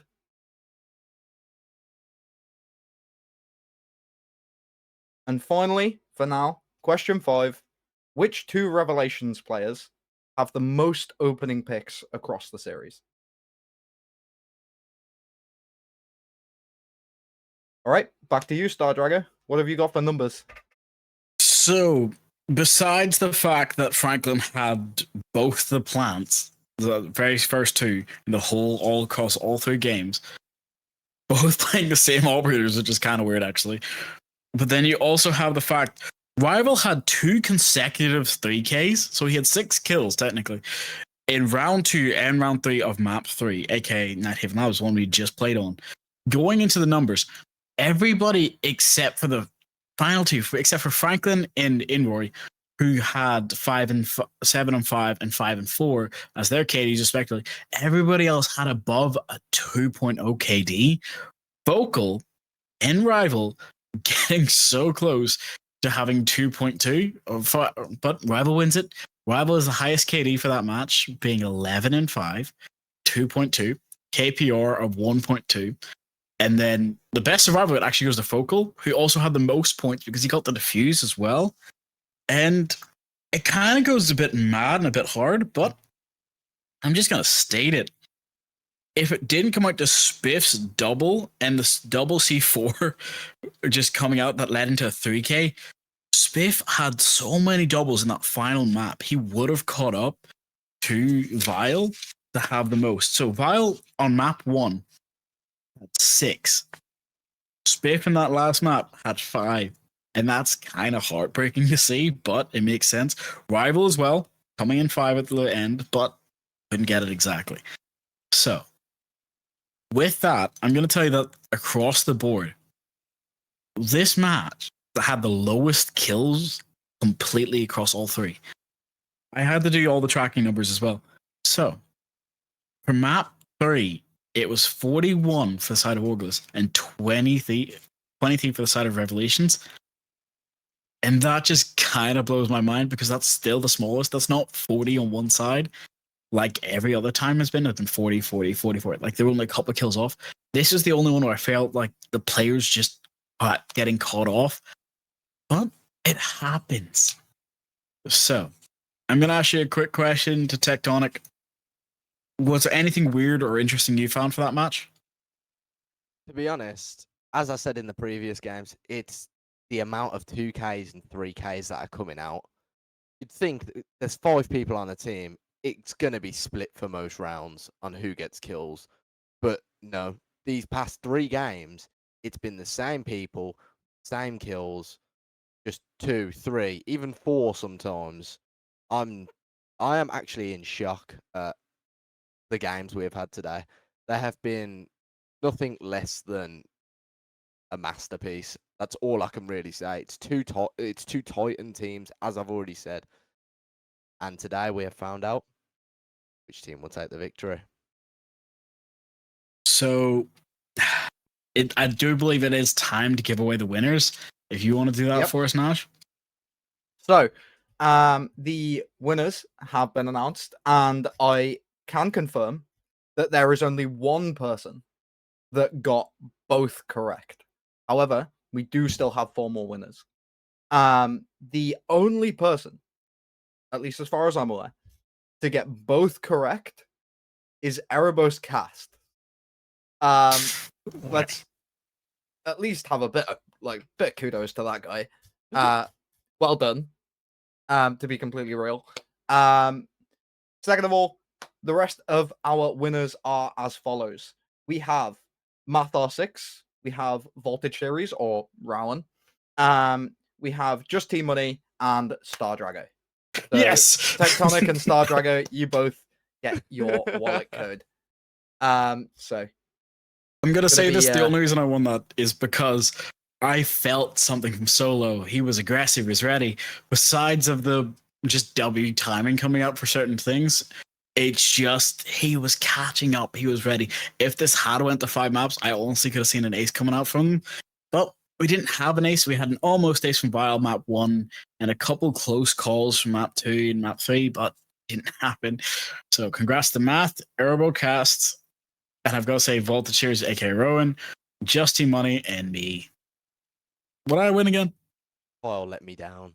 The $5 wallet code. To claim your wallet code, if you're not someone that is affiliated with us, like 4 of the people that won are, then just join the Discord and make sure that you make yourself a ticket. No, 4, because Erebos is in the Discord as well.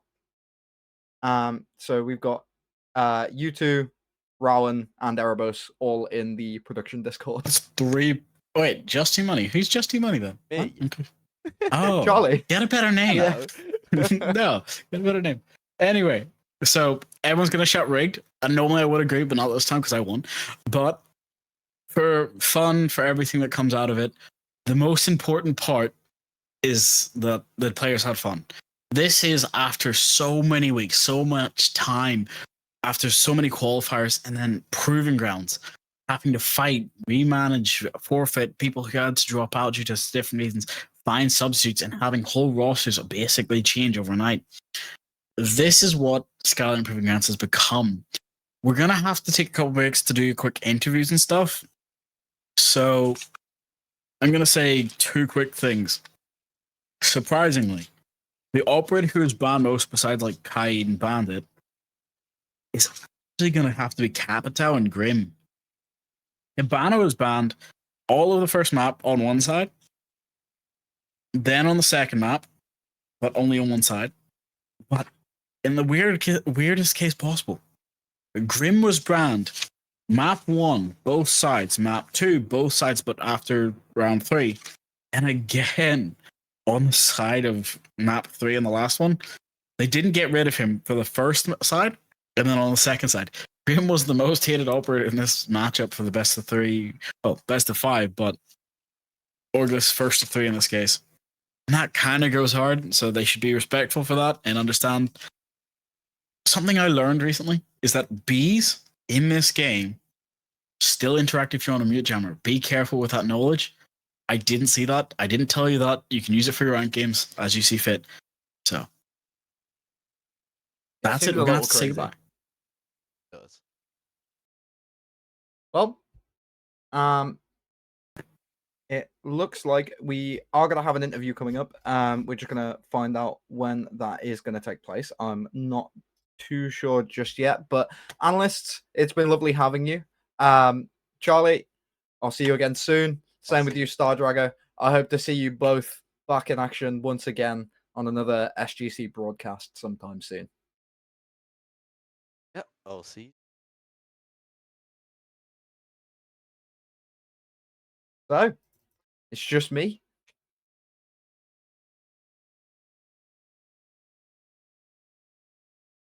Okay, so it looks like we are okay. It looks like only 2 people. Okay.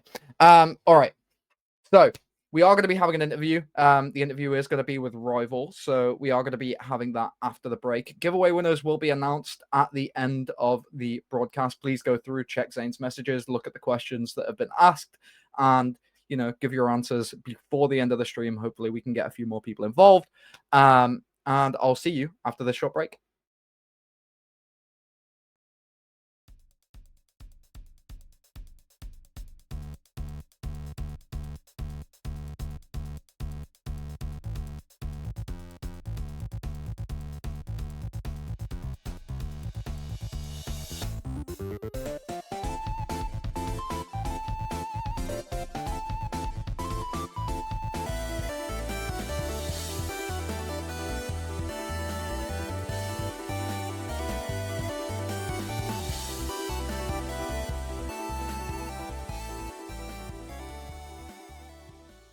Hello and welcome back. I'm joined now by Mr. Rival. It's nice to meet you, Rival. Thank you. It's nice to meet you as well. So starting out, we're going to start with the basic interview questions. How are we feeling? Is the vibes up right now? Yeah, the vibes are up. I mean, nothing really changes. It's an expected win, to be honest. Those guys just became a team. We should definitely win that. Yeah, that's entirely fair enough. When it comes down to the SGC series, was there any sort of teams you expected to be a problem for you, or was this just a walk in the park? Yeah, I think it's like a walk in the park, to be honest. I mean, we lost to Space Tubes and went to lower bracket in playoffs, which is typical from us, to be honest. I think we went lower bracket every single event we played, so that was expected. But no, it was expected. I expected us to win. All right, that's entirely fair. When it comes to this match, you seem to sort of improve as the maps went on as a team. So I think generally speaking, that could be a few factors. Would you say that was down to your endurance factor over the enemy team? Would you say it's down to just generally being better, or some other reason entirely? Yeah, it definitely comes down to being better. Another reason I think is our bag's much bigger, to be honest. Like I said, they just became a team. So Yeah, they're fair kind enough. of doing the same shit over and over again. So yeah, we definitely outperform them in that aspect. All right. Is there any sort of area you're trying to go to, other than T1? Where do you go next? What's the next step for you and the boys? I mean, to be honest, just T1. If nobody gets picked up to Pro League, if we're still a team, whenever CL comes around, it's the goal to make it. All right, and how do you think your performance is going to stand up? Do you think your performances over the last few weeks, months are going to translate over into that Challenger series against the other people that are also going to be competing for that top spot? I mean, we're only gonna get better, to be honest, from here. Just element coming up, we get to improve even more. All the time for scrims. No, I definitely feel like we're gonna be solid if we're still a team for Challenger Series. All right, cool. And do you feel any sort of difference as your sort of time's gone on? Has it over the last few weeks, has it just been all the same? You guys just being overall, just outclassing these rosters, or do you feel like you're still able to take things away from these sorts of things? Yeah, there's always like room to improve 100%, especially on game day. Like your brain is thinking more, you learn like you're thinking about more like little plays you can do. We can implement that like further on as well in like other games or in scrims to like perfect it. So that's really nice. Um, yeah, I don't know, to be honest. I think it's just improvement. All All right. these games are. Well, there isn't really much I have sort of in terms of questions from here on out, so we're just going to wing it and see sort of where we get. So I have a couple personality questions, I guess, that I can just list off the top of my head. So is there any sort of message you wanna send out, like any shout outs or for you and your team, or any sort of like message to your fans for as you move on to these next few events like Element? Well, we just left our core, so if any teams are even watching it or organizations, I think you should give us a shout and see how we are. We've won everything recently, so there's no reason not to look at us. Uh, we're only going to get better as well. Love my team. Yeah, winning everything is always a great flex to have. Do you I don't know, do you want to give any sort of like props to specific players on your roster? Do you want to, big anyone up? Yeah, Focal and Franklin are great. Those are like the main callers on the team. They call everything. Makes your job easy. In the game, to be honest. A lot of prep from those guys as well. So it really just makes your job easy. All Playing the right. game. And what are your parting words? Do you have any sort of warning or advice to any teams that come your way in Element? No, to be honest. Got to see how Packer performs, and he's god awful. So that's pretty cool. I don't think he's going to be a problem. All right. Well, it looks like we've got some beef on Twitter upcoming. So we'll have to see how that goes. That's going to conclude our interview. This has been Rival. He is a wonderful personality to have on the stream. And yeah, I'll be seeing you again sometime soon. I hope, Rival. All right, thank you. Yeah, it was awesome talking to you guys.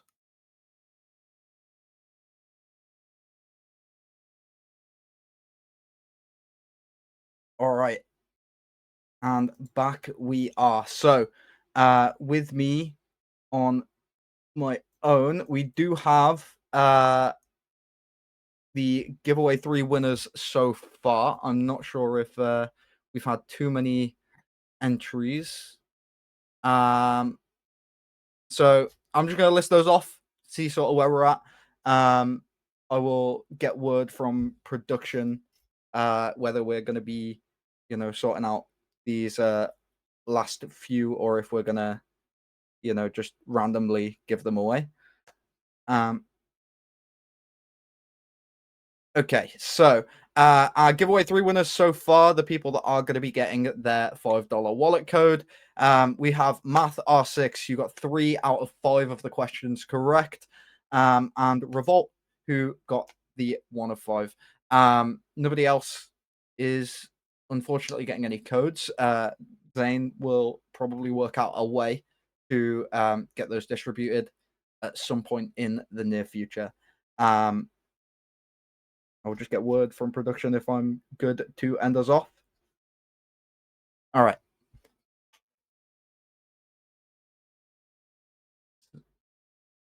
Okay, so we're going to have a quick look at the final bracket before we end off the stream and just have a quick run through that, just so we can, jog our memories on what just happened.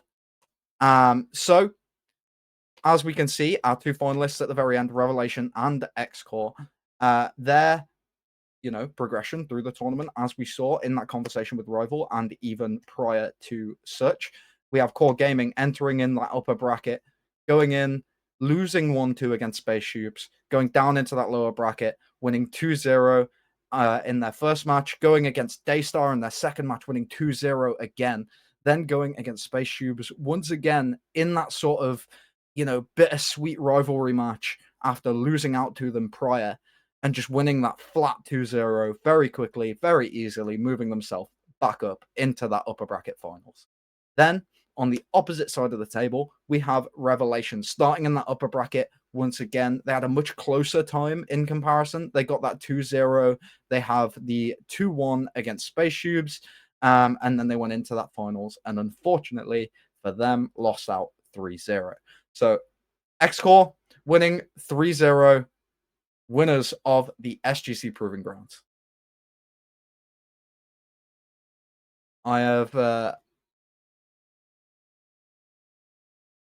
I would like to thank all of the production staff, everybody involved, all of the viewers for being here. I want to thank XaayN for being such a phenomenal organizer. He's been very helpful to all of us and very cohesive with the answering of the questions I've had to do with these giveaways between the between my downtime.